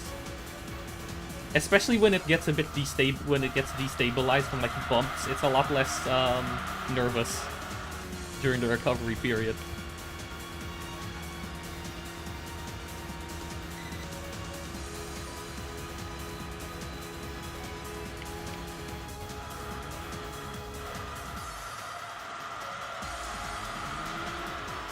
Yeah, I took that corner. Normally, if I took the corner with that amount of speed, I would have just slid out and hit the outer wall. But with the diff, I can actually, it still rotates enough and changes direction enough that I can keep it away from the wall.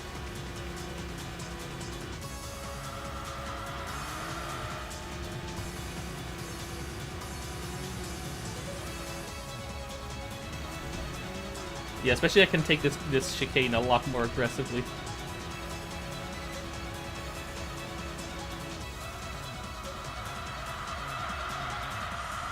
This corner is also a lot less nervous.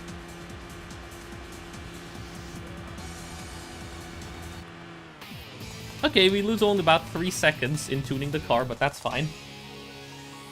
It's worth it. It's worth the cost. 3 seconds is a cheap price to pay. It's a very cheap price to pay.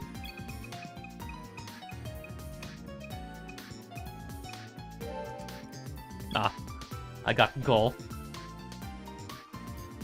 Well, at least it's an R32 and not like a front-wheel drive or something. It's something. It'll need upgrades, but it's something.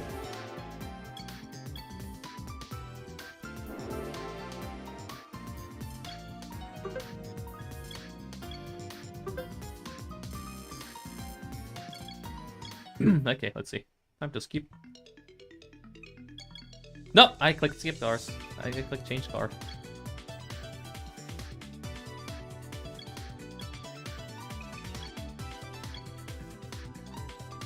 I think I'll do the same, skip to week 3.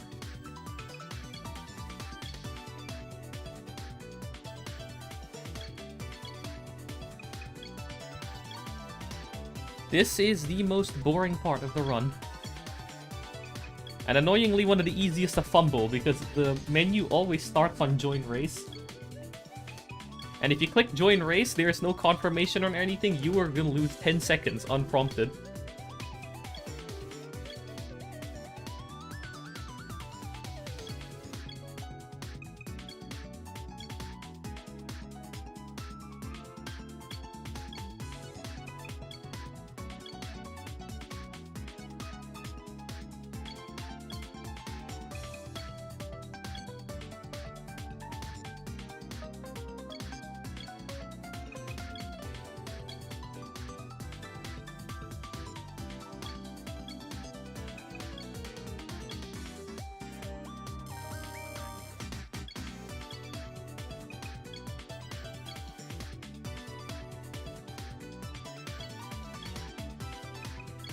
So anyway, how's everyone's weekends been?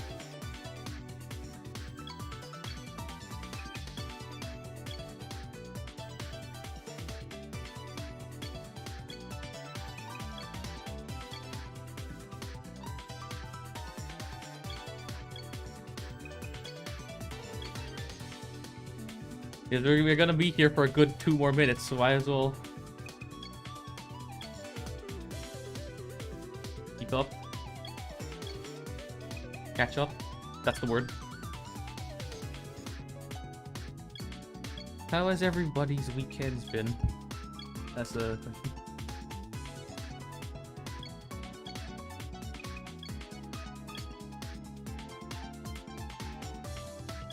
Hopefully I don't need to pause. Oh, no. I over-scrolled. Right into the car settings.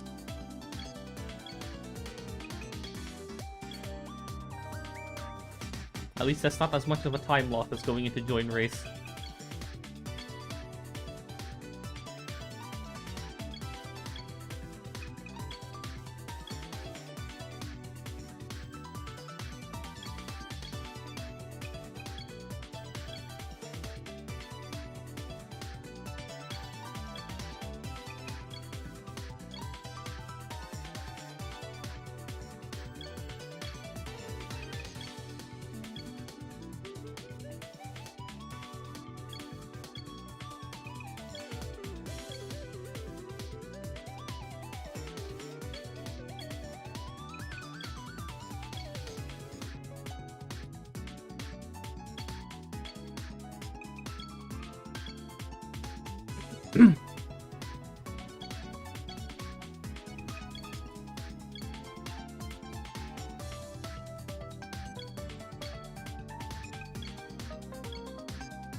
That's it.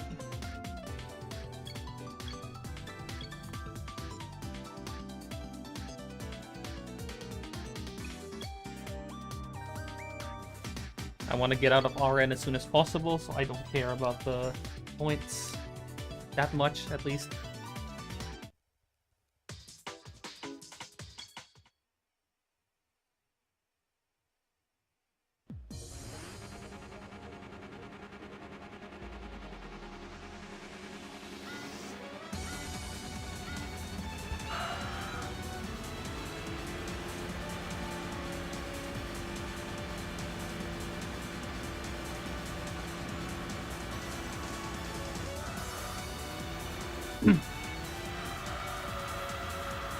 I swear these two races that I've just did, this race and the one I did before, have been exactly the same as the other one.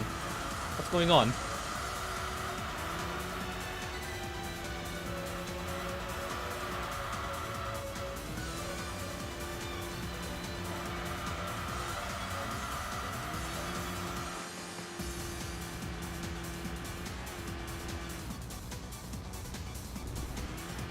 I will never understand how the RNG in this game works, because it feels like sometimes it doesn't update.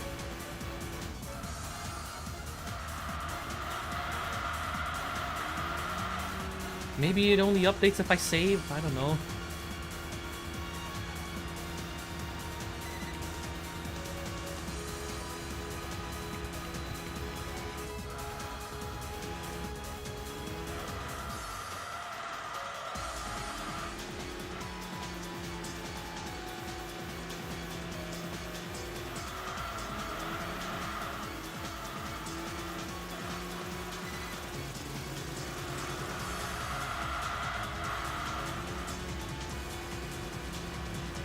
I think now I've actually overset the diff. I'm gonna have to fix that.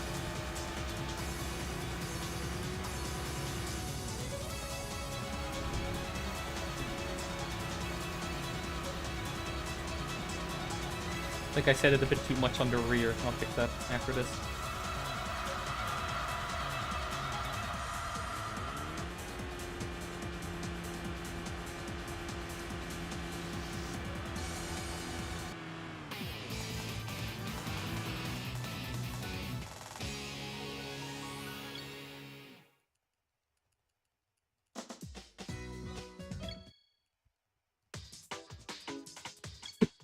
See.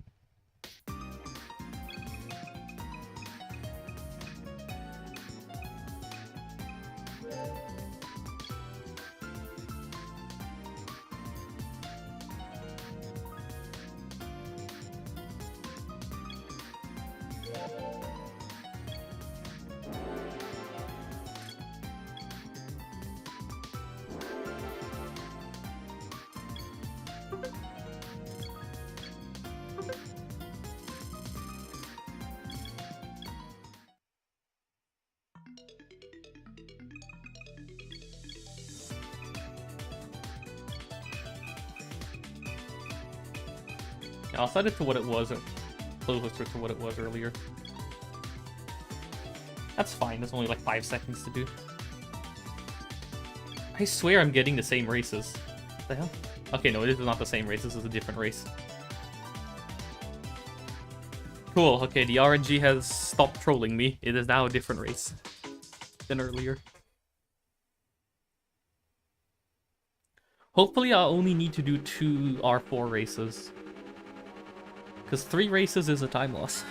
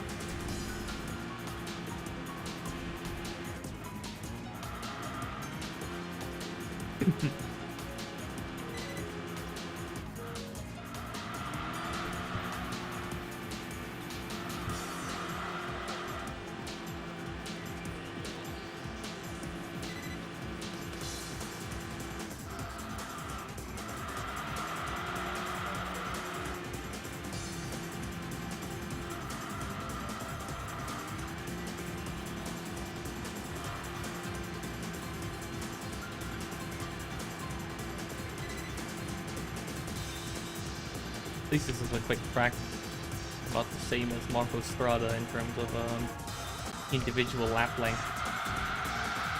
Whoa, what the?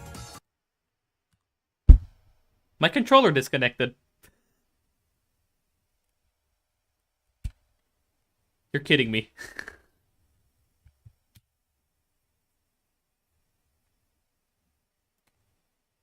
It's back now.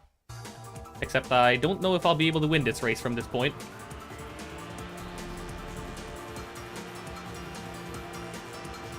Ah!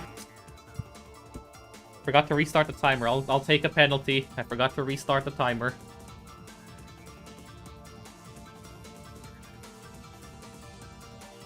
There we go.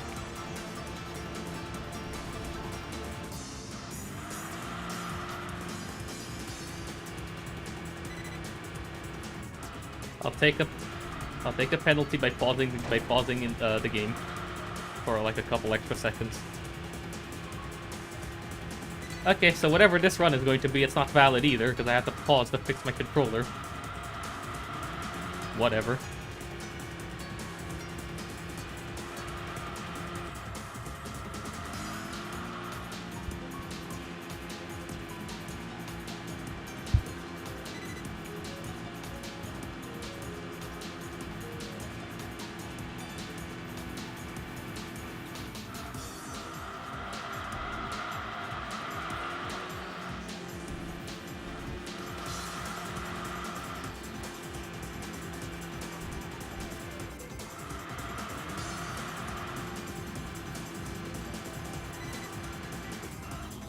I was wondering why the car wasn't like turning. Oh, it's because my controller disconnected. Amazing.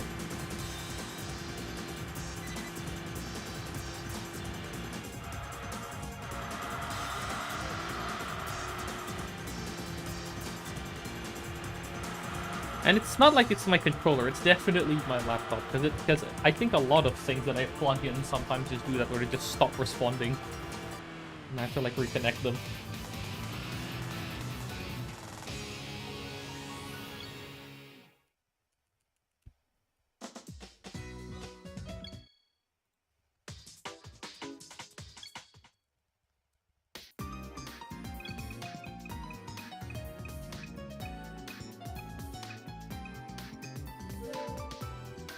Are you kidding me? No, this car has no hope in King of the Year. Yep.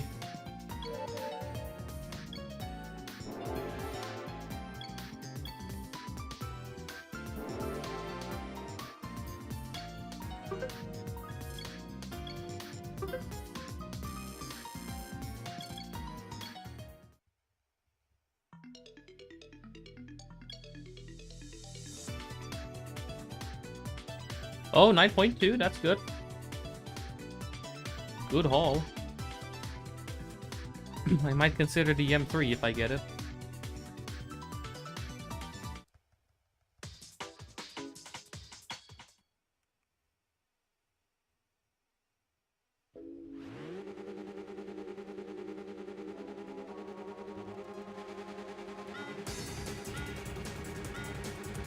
Yeah, that's what I mean, right? This car is like a sore thumb that sticks out.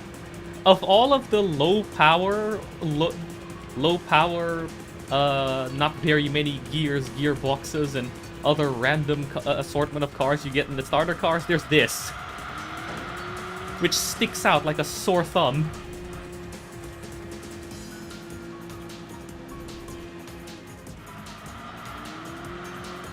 Yeah, the cappuccino might be an option, to be honest. Although I think it actually gets lower odds than this car. Slightly lower odds. Not that much lower, but slightly lower. Or maybe it gets more, I don't know. I haven't actually, like, looked at it in much detail. I haven't actually, like, tried a full run with it. But since, you know, it has a 5-speed gearbox, it's already a lot better than most of the starter cars you get in terms of speed potential.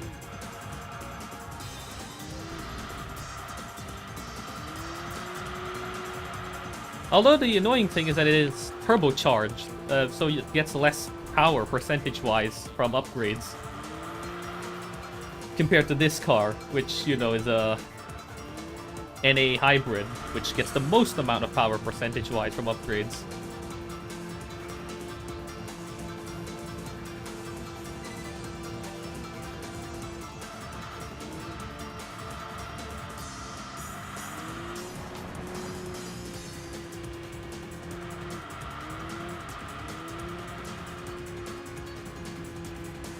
I think this game should be easier for the emulator to process and render than Gran Turismo, but don't quote me on that.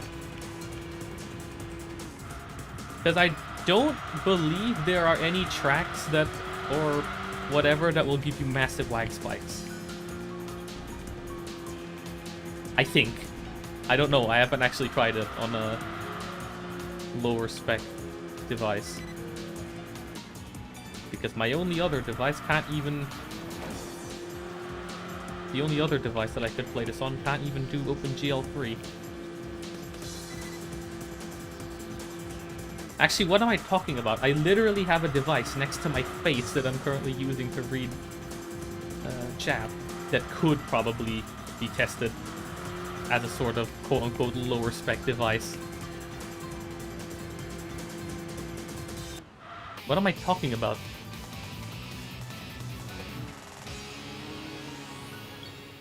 I'm literally reading chat on a used Surface Pro 7.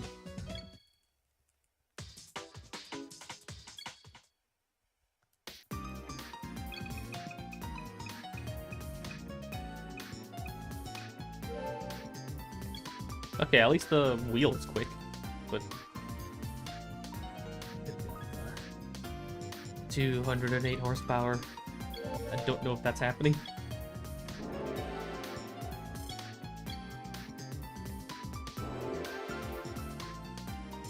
Is this enough to get me to R3?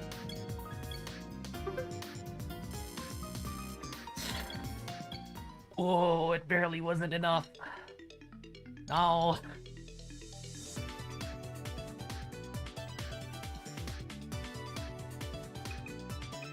Yeah, no, 3 laps of Tsukuba is faster.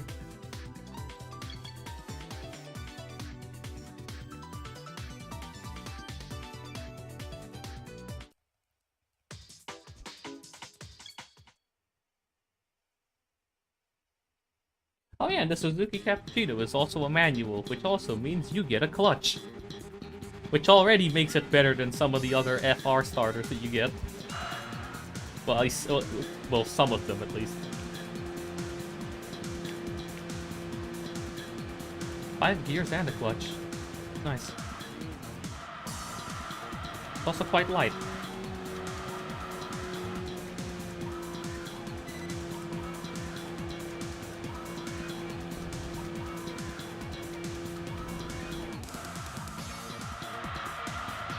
It'll also level up ever so slightly faster than the Estima because since you can actually select manual on it, you get the 10 bonus points for playing a 10 bonus experience for playing in manual. Because this car is forced automatic, so you don't get that bonus.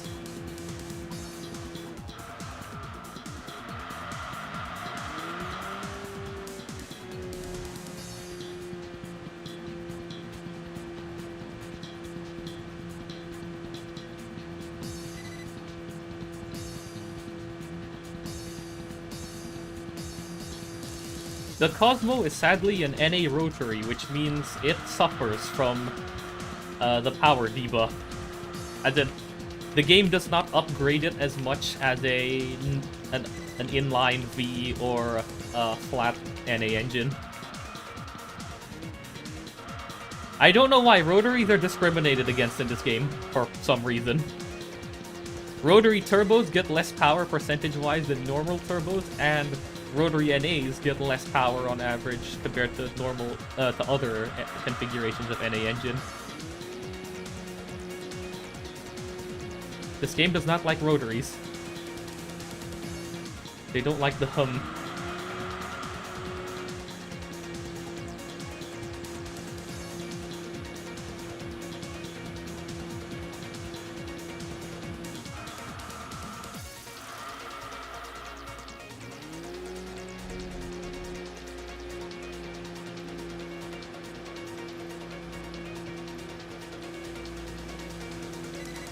Or maybe it's just because the shortened final drive trick for this car is just that strong. I don't know, I haven't tested.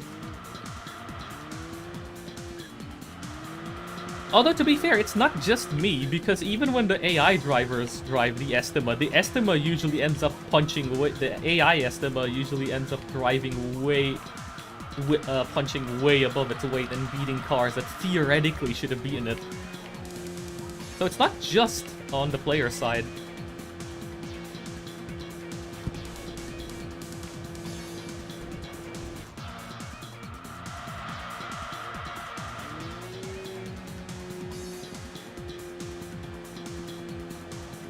This car just hits different, I guess.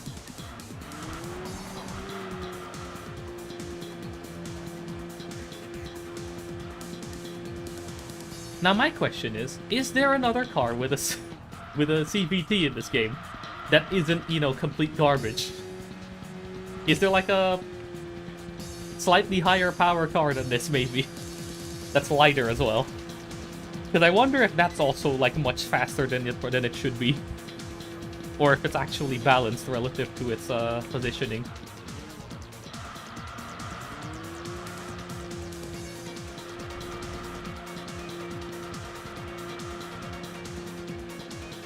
Ah, that makes sense then.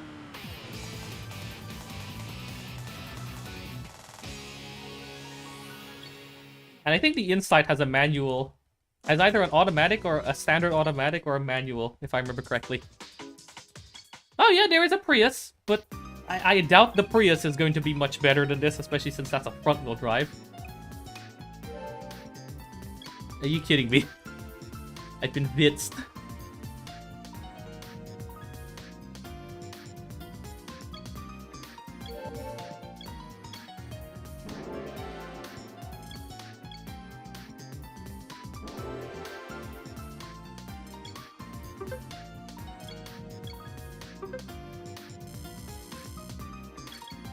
Can now join R3. Finally, I can get out of there.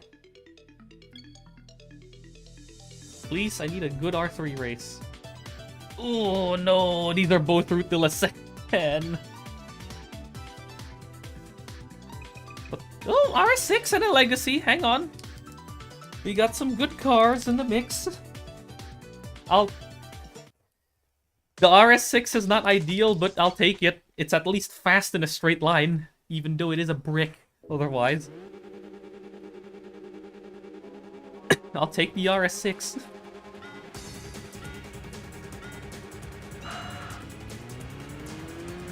It can at least hit 180 miles per hour just about on Döttinger without any upgrades and without any changes to its transmission. The only issue is it's a piece of garbage in terms of handling, though I haven't actually tuned it the last time I used it, so maybe with tuning it'll be a bit better. Maybe. I don't know.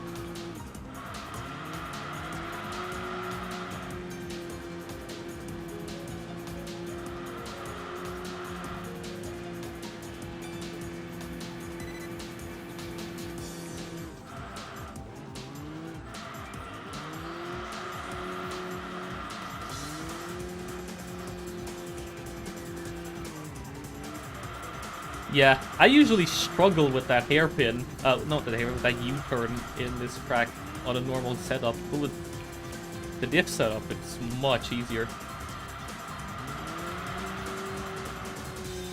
Yeah, it's night and day.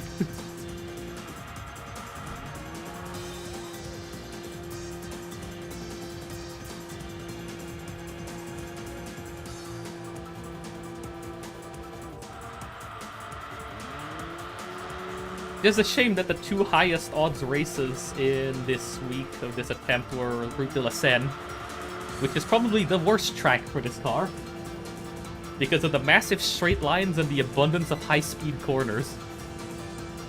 Especially that one loop. That one loop section is not banked enough to be able to, what do you call it, to just full throttle your way through. It's very hard to do that loop section correctly without hitting the sides of the walls or something. I don't even know why I'm tryharding that much in this attempt anyway. This attempt's already invalid because I had to pause to fix my controller earlier.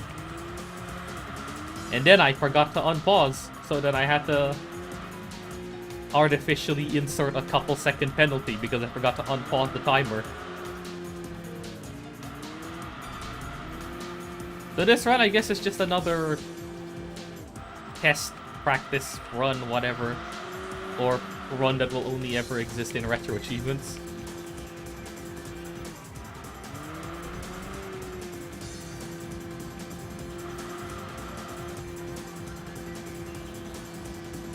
Yeah, actually, now that I look at it, it's actually quite funny. I'm pretty sure this is the exact race that I won the RS6 in the other day.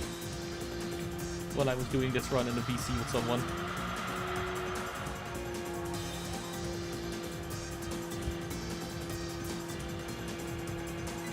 The RS6 is even in the same color, it's in red.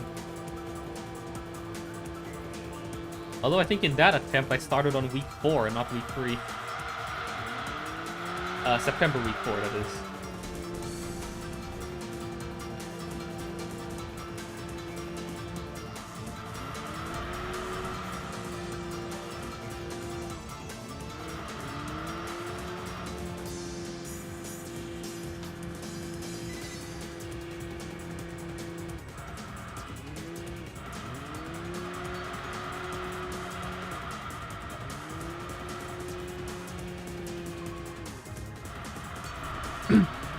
I'd take the RS6 or the Legacy. Either are fine. So I guess preference is probably the RS6, simply because it has a higher top speed.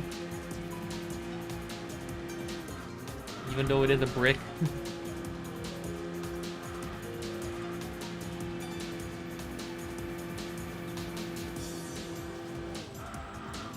I am 12 seconds ahead of the RS6.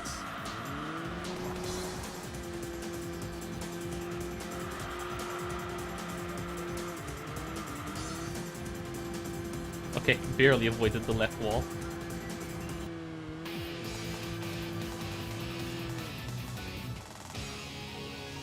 This is at least 12.8 odds, which is pretty decent.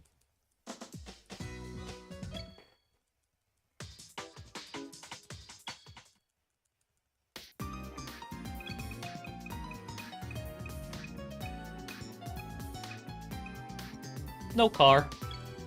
Great. Nice. Thank you very much, game. Much appreciated.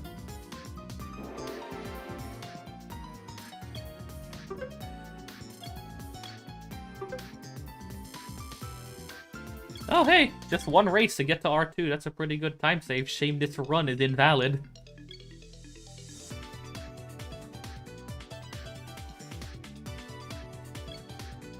Hang on. Okay, I could get a R33. What's inside Pacific Challenge? Which is faster, I believe. Hang on, what's the lineup in Tsukuba again? X-Type, Atenza, S60, Super. I am tempted. I had to pause earlier because I had to fix my controller because it disconnected, and then I forgot to unpause because I'm an idiot. So the time you see here, I've had to like sort of stop the game and let the time run to add like an artificial penalty to the time.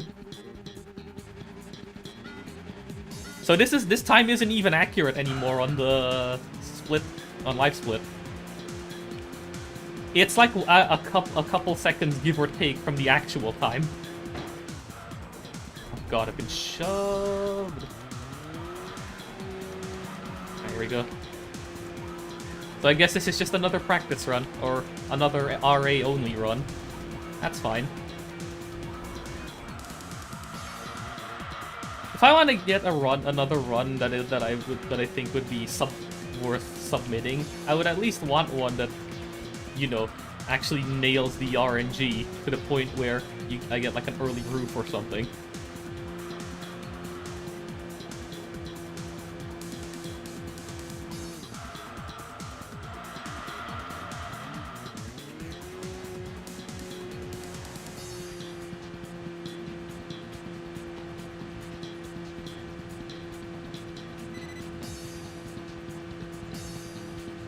I got so distracted by the controller disconnecting that I completely forgot to restart the timer after I fixed it.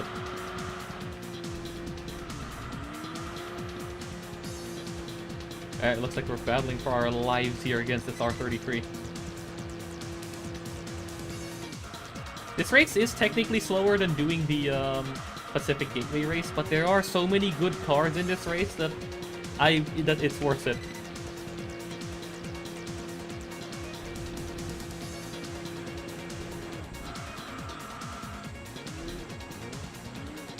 I'm even willing to sacrifice N2 points for this race. Just for the chance of getting a good car.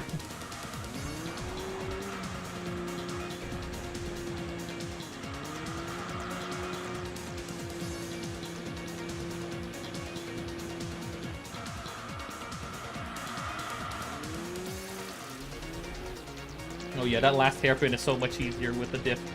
And the last, in the last corner in general is also a lot easier. So you don't have to worry about the car sliding out into the sand as much. Because you can just do that. Yeah. This car also being the sole all-wheel drive option at the start also puts it in like a realm of its own. Like, it sticks out like a sore thumb of all of the starter car options. Four-wheel drive, it's hybrid, CVT, giant van. Oh god. Oh, salvage that. I got shoved by the R33, but that was what a save.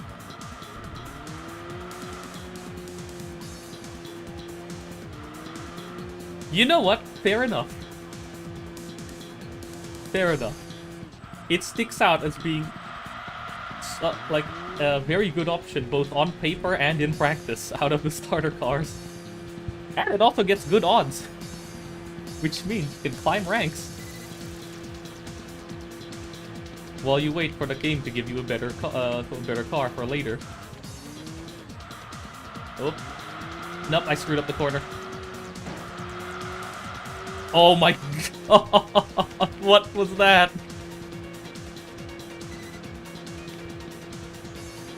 That was an insane sequence, I'm not gonna lie. I almost cooked the corner. It started drifting. It started doing a two-wheel drift. The R33 bumped me. It still managed to stay on track and then recovered off of that, the position off of that. Insane.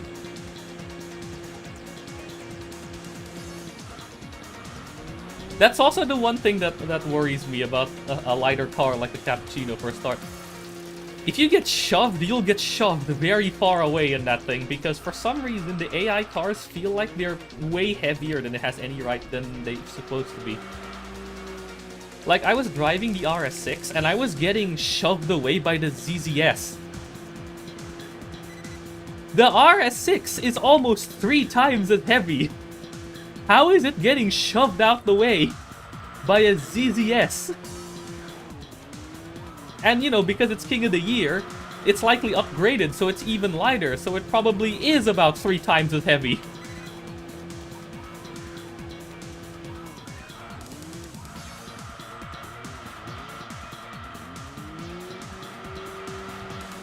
Yes, I don't know why, so they just gave the AI cars, like, way heavy, like... their cars are heavier. Like, they have a collision mass multiplier as if this was Need for Speed.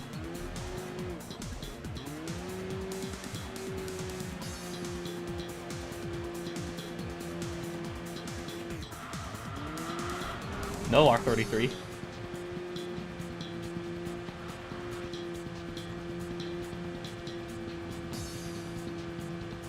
Because the run's already invalid anyway. I'm gonna take another pause after this race because again, whoop.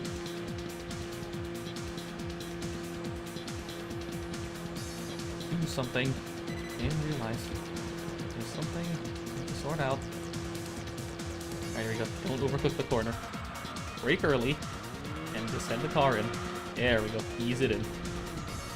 Lift here, so the car rotates a bit more. Nice. Worth. Absolutely worth. That was a slower race than doing the Pacific Gateway race, but yeah, it's so much worth it. More chances of good cars and like a lot more points.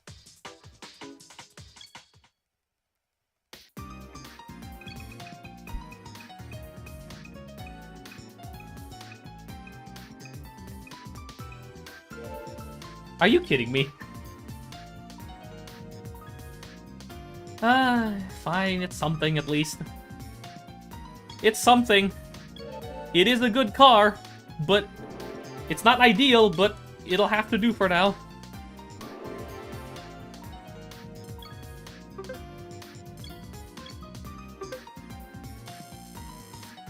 Oh, that's straight to R1. Cool. Really? Okay. Hold on. I just realized I need to do something. Hold on a minute. That's 5 laps. Oh, low and steering. Perfect.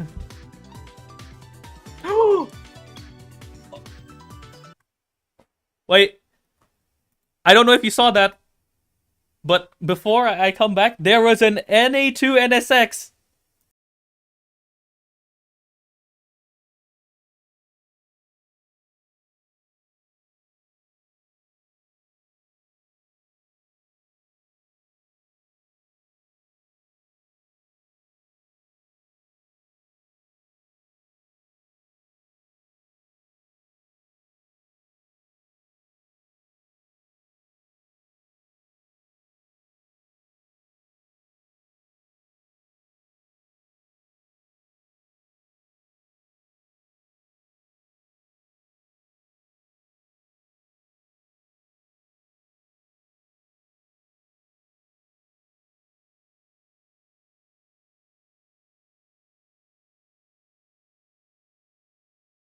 I guess the issue might be the CPU, because PS2 emulation is extremely CPU heavy. I have to remember to unpause this time, so let me... Yeah, I'll unpause the timer before unpausing the game. I think that's the better way of doing it. Alright, here we go. Lock in. Yeah, I think Mirage Crossing runs well because there is absolutely nothing on that map. It's just rocks and a bunch of sand. Actually, the Mirage Crossing map is cool. Did you try a couple runs on it? And did you notice anything?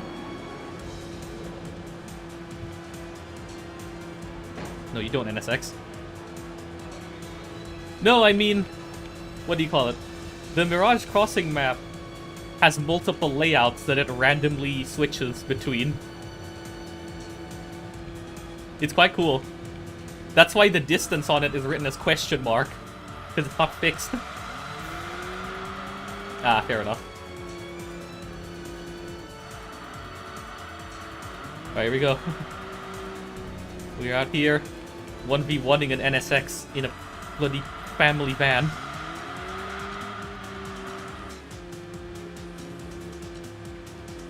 No, you don't. I am taking this line. Here we go. Time to lock in and defend for our lives.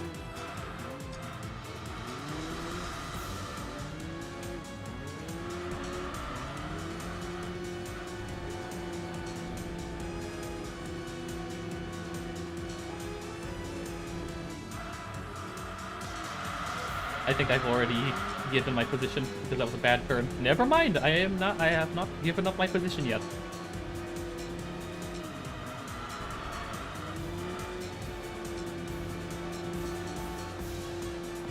Also, yeah, for anybody going to attempt this any percent speedrun, this is the fastest R1 race in the sense of that... Oh god, I overcooked the corner.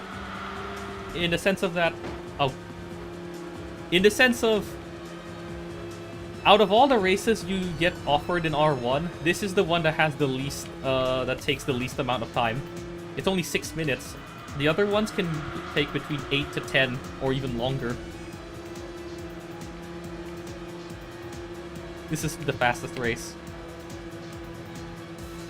It's also the one that usually has a chance of getting some good cars. I think, anyway. Because it is like an actual racetrack, so I guess sometimes you get better car spawns. It's fine. I think the NA2 NSX is one car that I've accepted that I can't really beat in this car, no matter the track. At the very least, third place is very far away.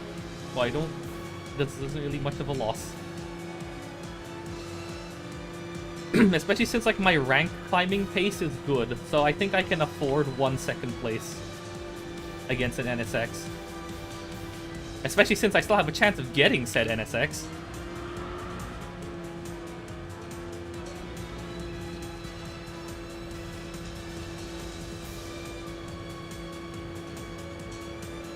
Yeah, third place is nowhere to be seen.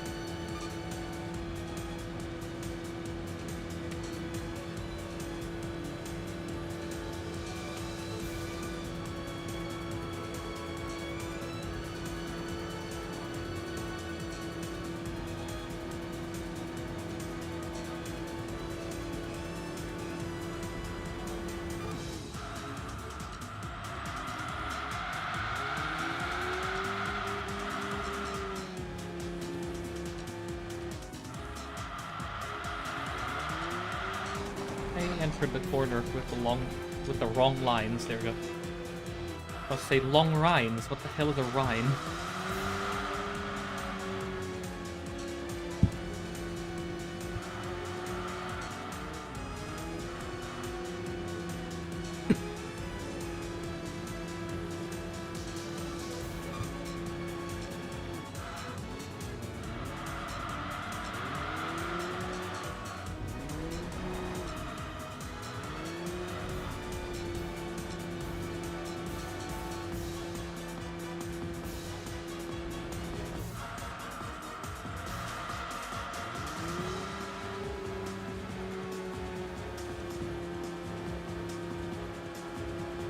So far, I think our only choice of car is the S60R, which is fine by me. Not an ideal choice, but it is something.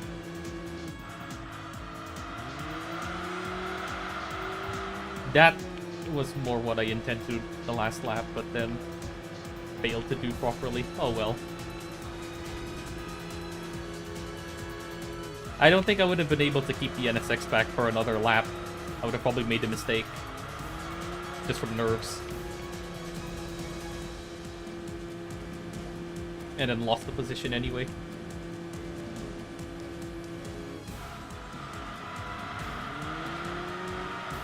I think that car is very rated, highly rated by the game for a good reason. It is very good in handling.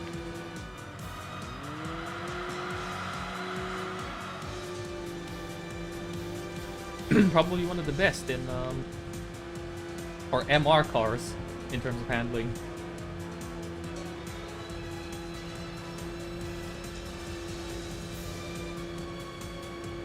I said MR road cars, of course. There are race cars, but I don't think they count because you don't get any in this run. You're not actively hunting for one in this run, and you probably shouldn't be because you can't enter King of the Year with one. King of the Year is strictly a road car only event.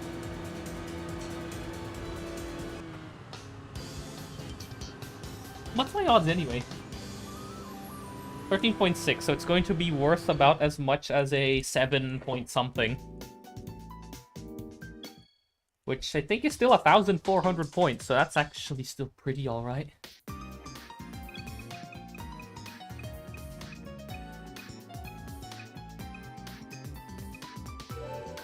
Ah. Nope. No NSX. We instead get this. You get the Altezza again. Yay. Oh no, 1,600. That's still pretty good. Not RS yet. But that's fine.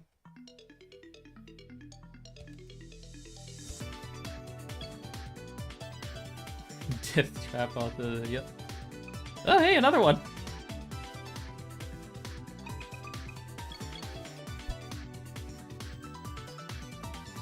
I think I've tried the S60. It's pretty good. It's just, maybe it's because I haven't tried it with the full, you know, four-wheel drive setup.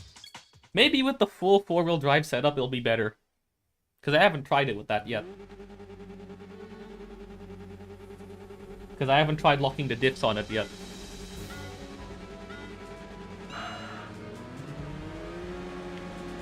I forget, does the S60R have 5 or 6 gears?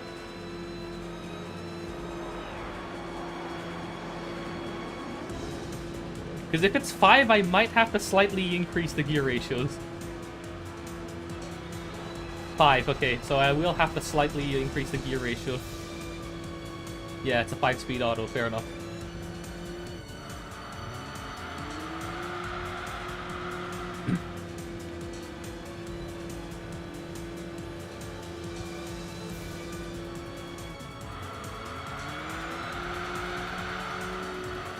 What a drift.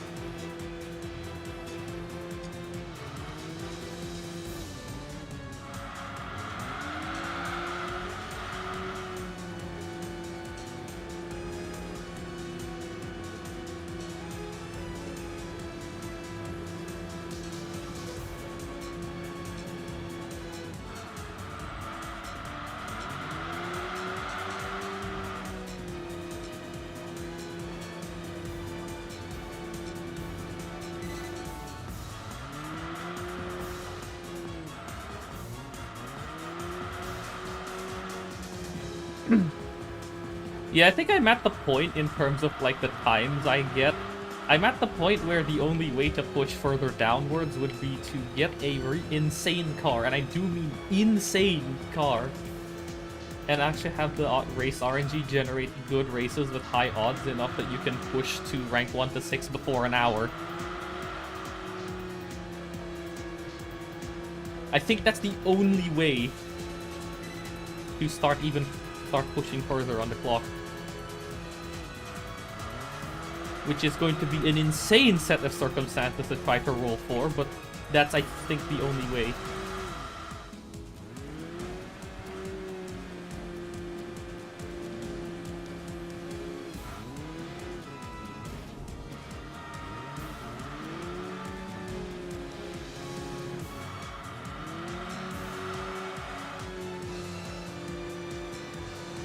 It's just a shame that with cars in this game, you can't change the individual gear ratios, which also means that the car you get has a bad set of gear ratios with bad shift points, then, well, there's nothing much you can do about that.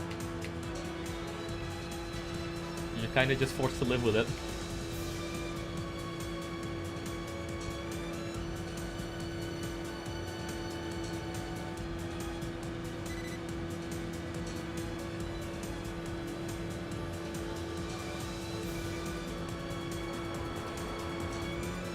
At this point, this car is now pushing 200 kilometers per hour in the start-finish straight of this track.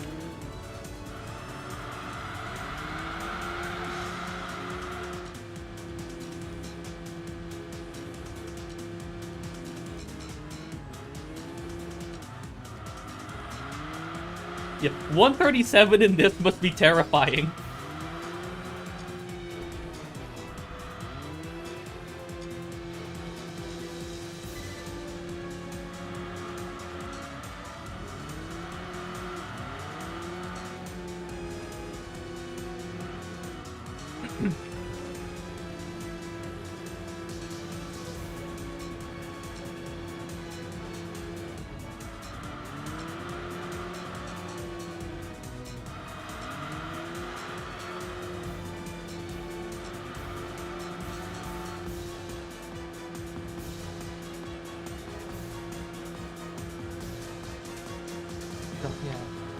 Doing his streams later in the day. I'm not planning on doing that, so I'll send you guys over there. Starts at 7 PM.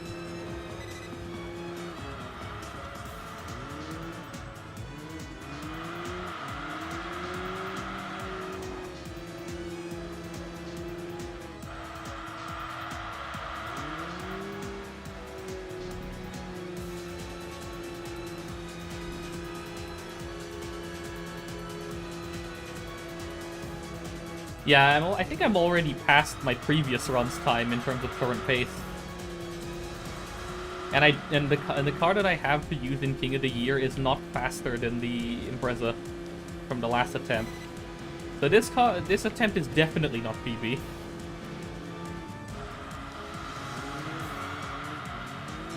Unless an absolutely insane car spawns in the next race. If I'm forced to do another race. Unless an insane car spawns in. And I get it. This is not PB. It's fine. It'll be close at least.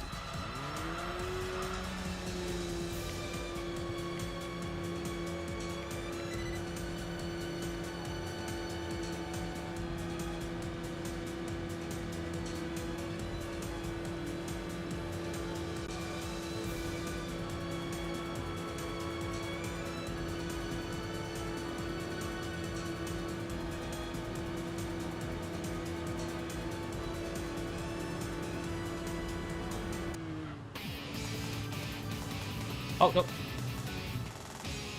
I almost accidentally pressed my numpad with, the controller cable.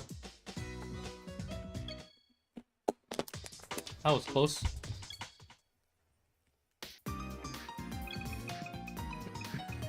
The Impreza would be nice.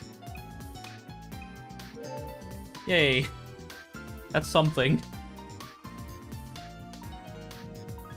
This is an upgrade from the S60R at least.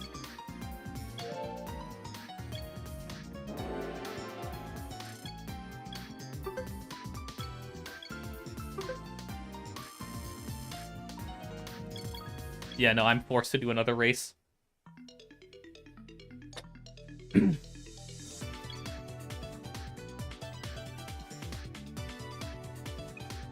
Ah, okay.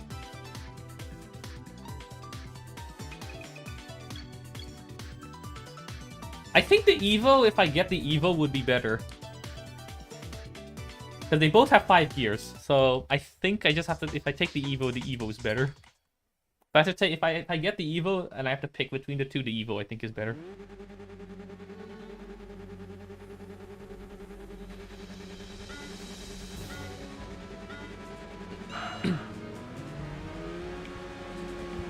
Well, at least they made the song for this track an absolute banger. So I can't complain. I get to listen to this more.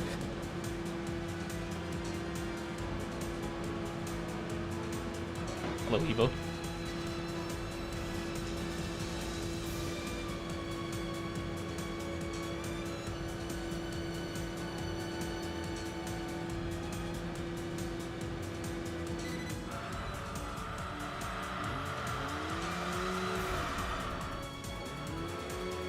Looks like I'm going to be battling the Evo. Not great, because if I lose my position, that lose me my chance of getting ranked 6-1 in this race.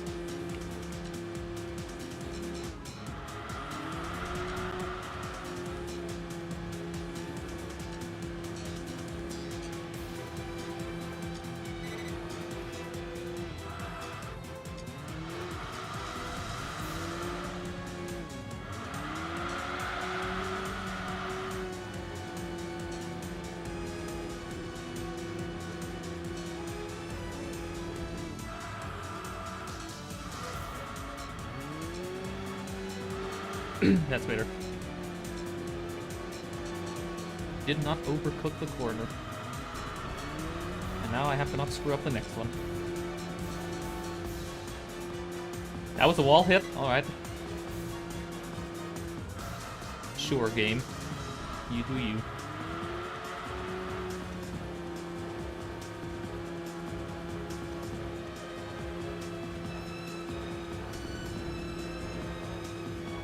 Oh yeah, just I guess for reference, the 3 lights that you see next to the entry points gauge that flash whenever you get a reduction, yellow means off track, orange means you hit a wall, red means you hit a car.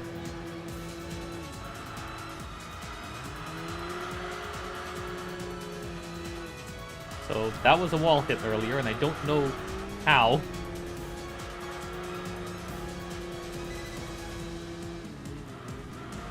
Off track, I understand. I kind of understand because yeah, I did go out of the white line, but how was that a wall hit?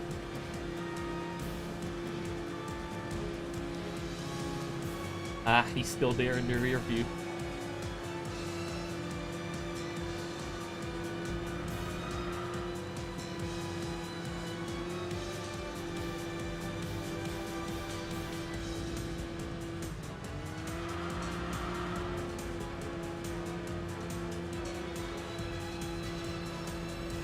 I guess it's time to block.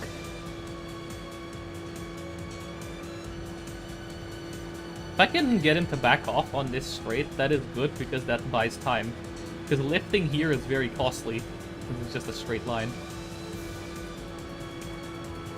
And he's gonna lift here, that's good.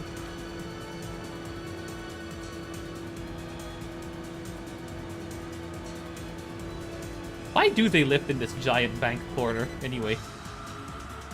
You don't need to. Bank corner will carry you through the corner. Just put your foot down. Send it.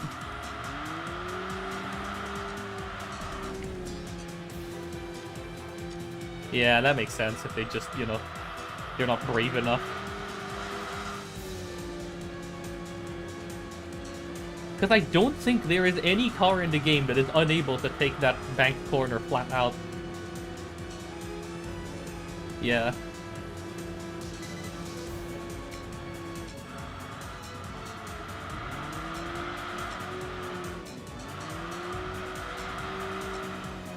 Oof, what a drift.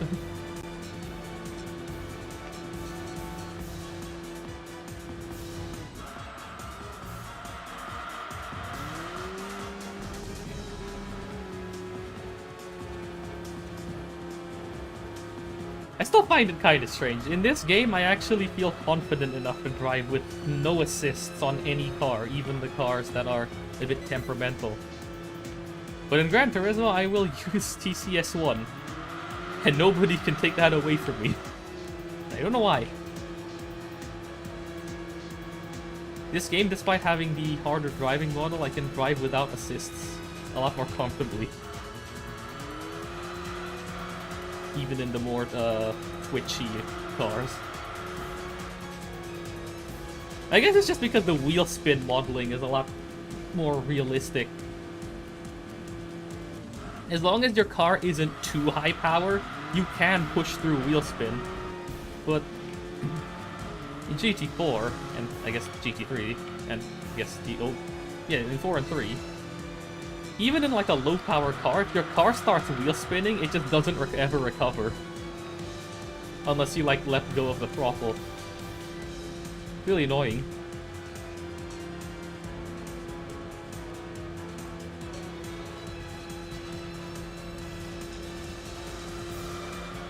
Or if it does recover, it takes a good 5 seconds or whatever to recover, which is too slow.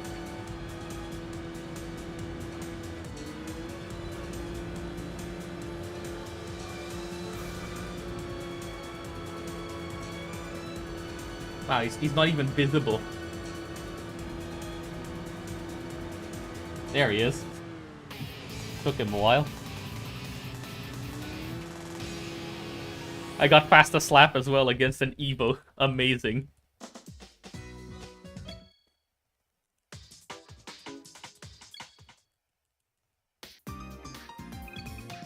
Oh, there was an RS6 in this race, alright. Are you fine? I guess it's the Impreza. Impreza it is. And hopefully this is enough to take me to rank 6 through 1.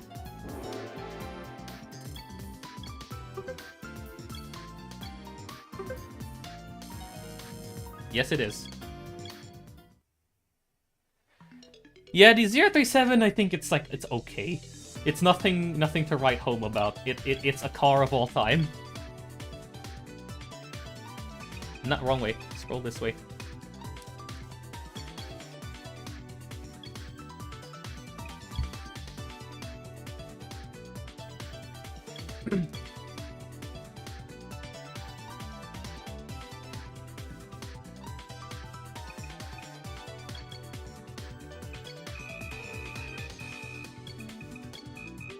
Increase this like here, and then there we go. skip or not to skip. I'm skipping.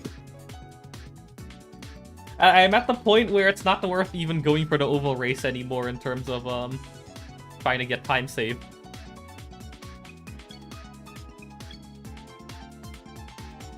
Yep, so now it's just praying that the lineup is good and not garbage.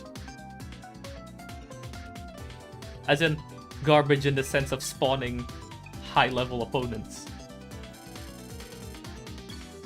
Your ranking has been maintained at 2.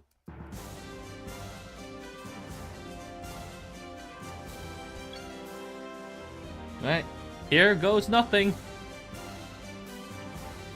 Okay, that's doable. I am placed at the back, which is a good sign. Okay, it's doable. No roof, no SLR, no 4GT, or tuner skyline.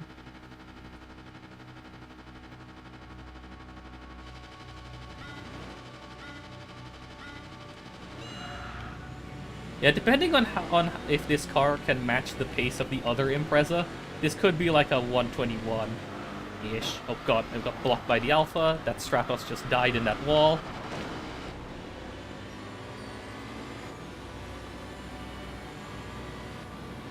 That lime green Stratos, even.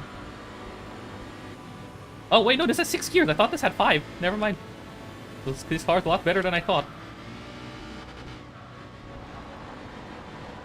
I thought this only had 5 gears. Never mind, it has 6. That's good. Which means it'll at least be comparable to the other Impreza. It'll be at least comparable to the other Impreza. Yeah, it has like a 75% closed rear and an open front by default. But I think the other Impreza that I did the other run was open front, 50% locked rear.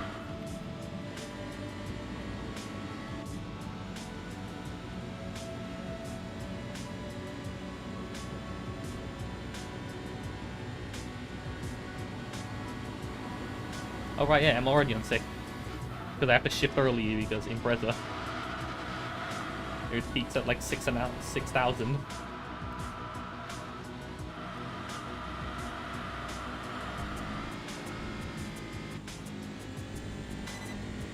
Yep.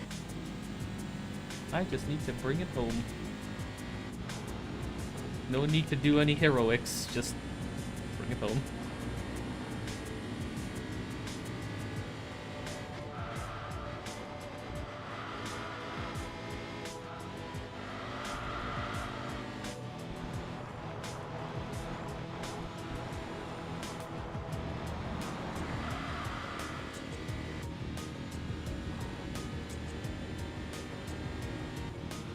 The cut in Adenar is still faster anyway for time purposes, so it's still worth doing.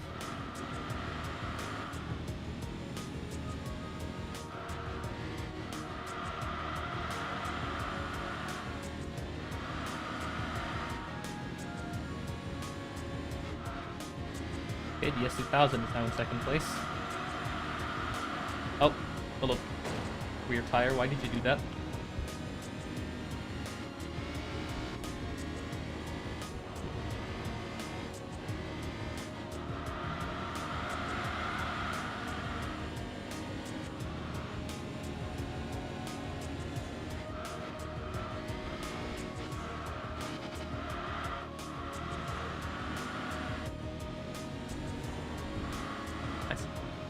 Oh wait, this is manual. I have a clutch. If the rear slips, I can just press the button.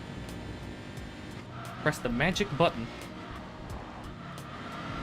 Are you driving a car that puts some or all of its power in the rear tires? Is your car a manual? Are your rear tires slipping in every corner? Just hit the clutch, Lamau.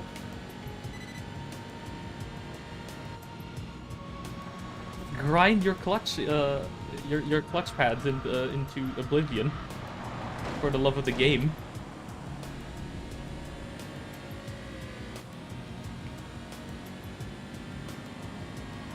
This actually has a higher RPM power peak than the other Impreza. The other one peaked at like 6k, this peaks at like 6,500-ish. Interesting.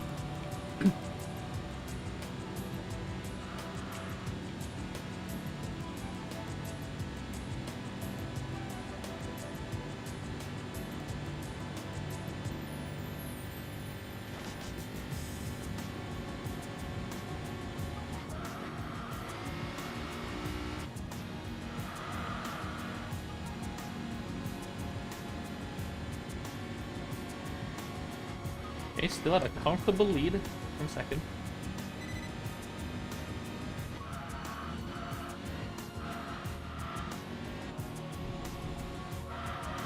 I'm still too used to the, what's it called? RS6 from the other day where I have to brake super early, otherwise I'm not making that corner. Okay, still over 15 seconds away. The S2000.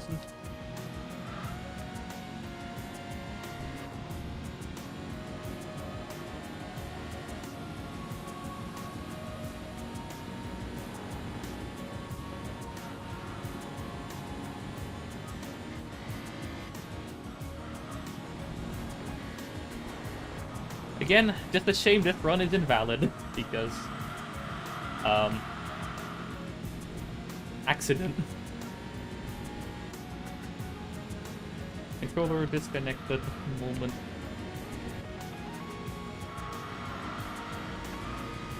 At least it'll be saved on retro achievements if it is a PB.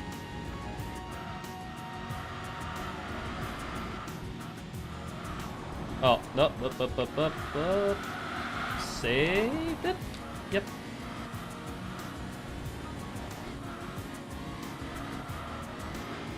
This car actually seems slightly more nimble in the corners than the other Impreza.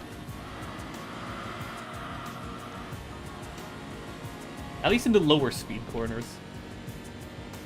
The higher speed corners, the other one is a lot more reliable.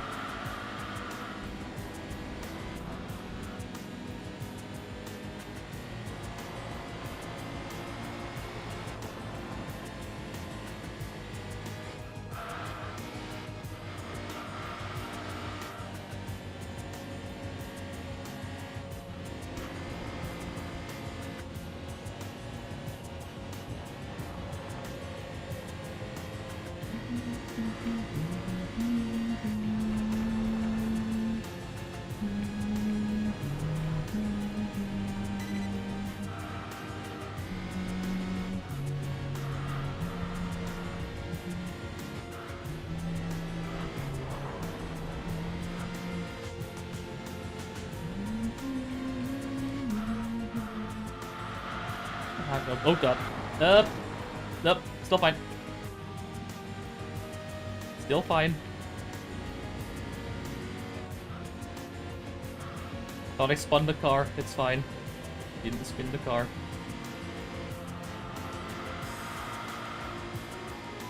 Alright, here we go.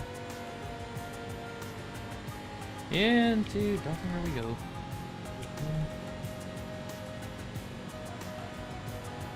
See the castle in the distance.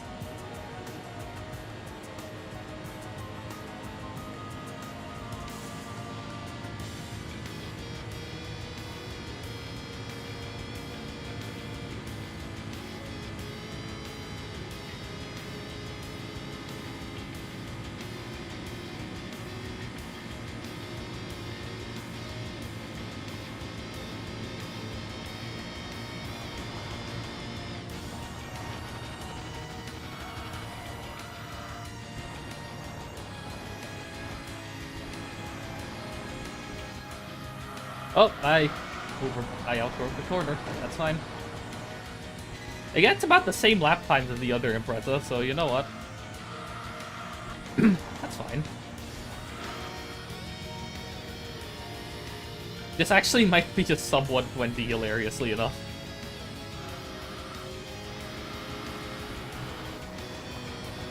Not an ideal one, but you know, close enough.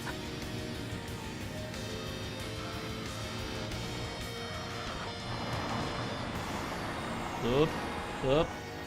Okay. That was an interesting way to do that sector, but alright. I'm not complaining.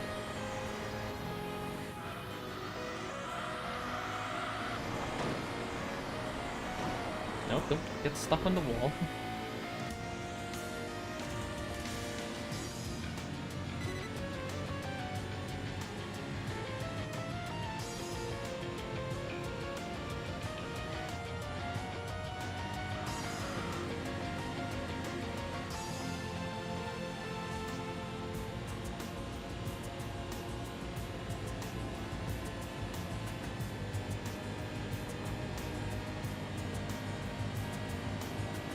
That was actually quite a fast car, not gonna lie.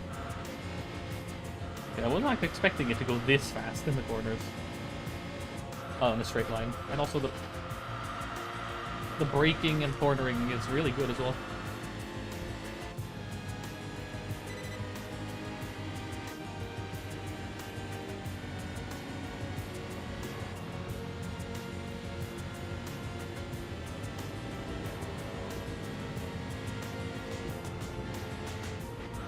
Oh, I hit the grass. That's fine. Oh, no, it's actually fine. That wasn't as much of a disaster as I thought it was.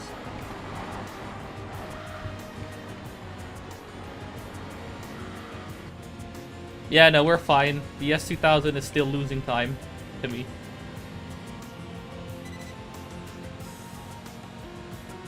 We're fine. Just gotta bring it home. And maybe not... Probably do this lap as fast as I can. I just have to hot lap for the rest of the way. Just to minimize time spent.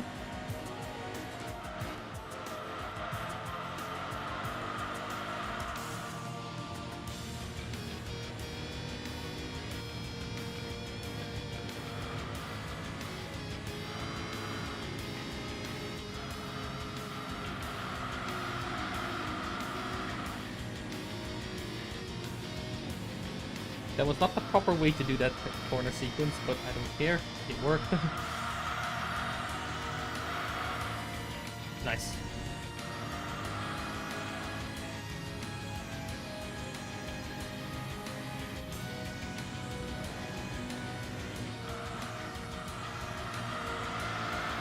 Bonk.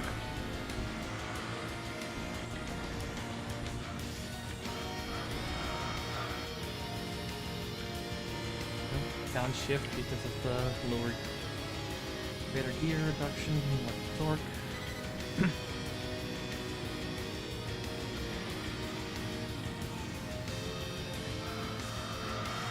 I hit the brakes too late.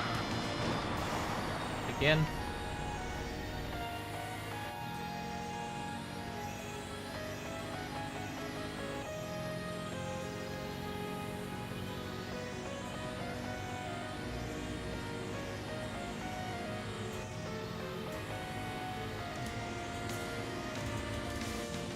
At least shifting the car into the wrong gear isn't like massively detrimental in a straight line, because the shift times are pretty quick in this game.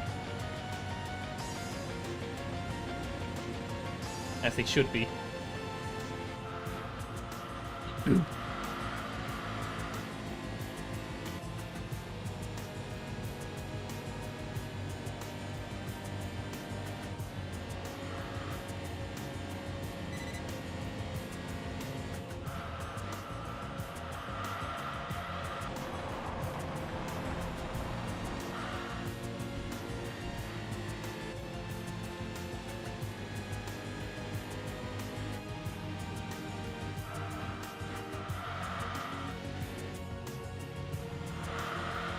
Whoa, hello. Alright, that was interesting. I don't know why it did that. It didn't completely spin out, at least.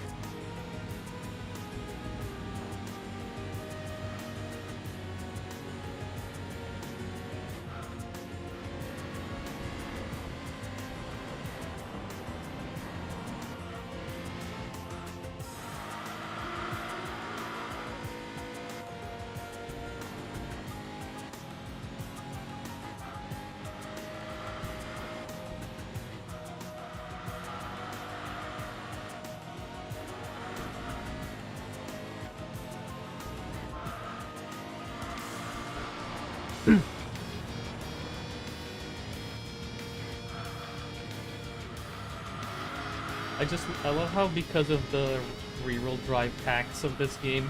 The S2000 does not end up breaking this game.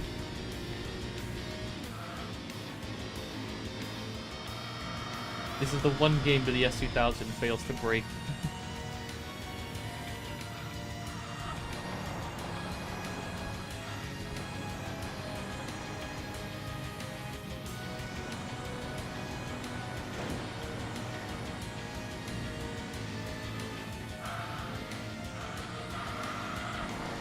Hit the sand. I'm back on the road. Nope, I'm touching grass. Go back on the road.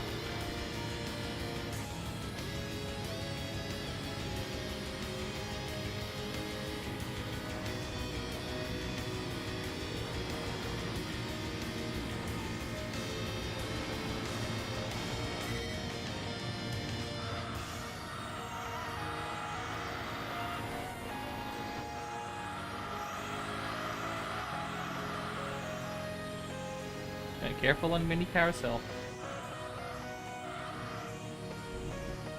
That's better.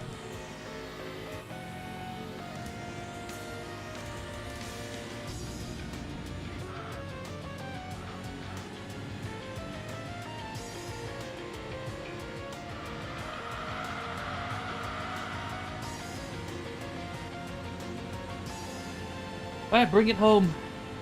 Bring it home, Impreza.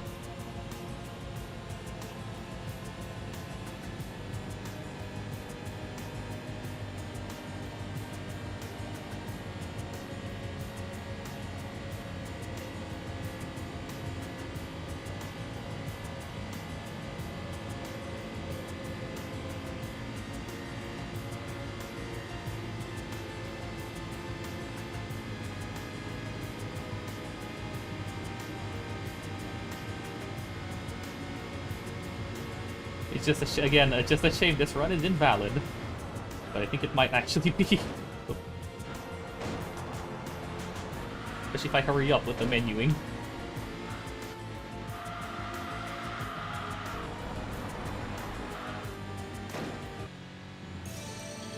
Yay. Now hurry up with the menuing.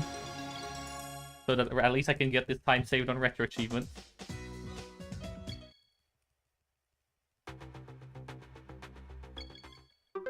And there it is. 119.47. I just realized I forgot to update my times on the overlay, but at this point, GG. Again, shame this run is invalid because I had to pause due to controller mishap. Well, not only did I have to pause, but then I also forgot to restart the timer.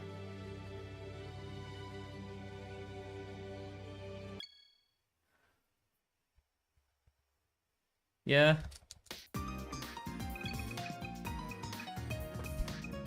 Does this push me to rank 1? I think it was only like 1.5, so it's only gonna give me 750 points. Yeah, I don't know if that counts because I'm still the only person dumb enough to give it a shot, but oh, it's 900. Never mind. Oh, okay. I get the rank 1. Yay. Okay, I want to try something. Maybe if I save, it'll give me different RNG the next time I try run this. Maybe that's the thing. I have to save after every run attempt. Because maybe that resets the RNG.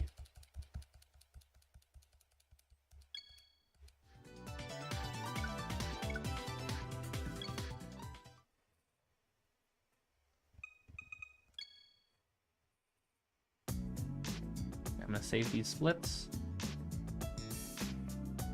Ah, that's GG for now.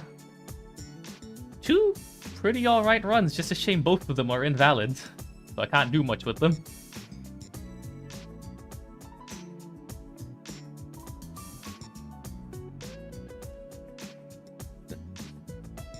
Yeah, I'll just leave this in the background. Imagine if that actually turns out to be the issue where you have to just save to get better RNG for the next attempts. Because for some reason, in this second attempt for today, I had identical races for my 2 RN races.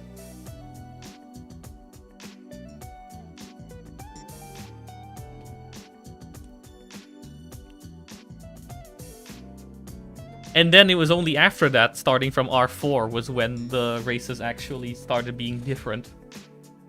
So I wonder if maybe it's just some weird thing where like the RNG seed only sort of updates either after RN or something, and then the RN seed only updates when you save. I don't know. It's weird.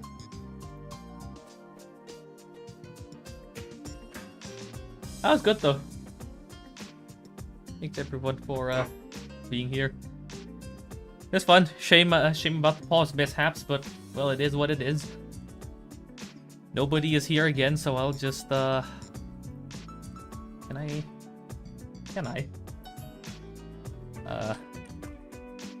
Yes, I can. As usual, I don't think there's anybody online who's like relevant, so Twitch plays GT4 it is.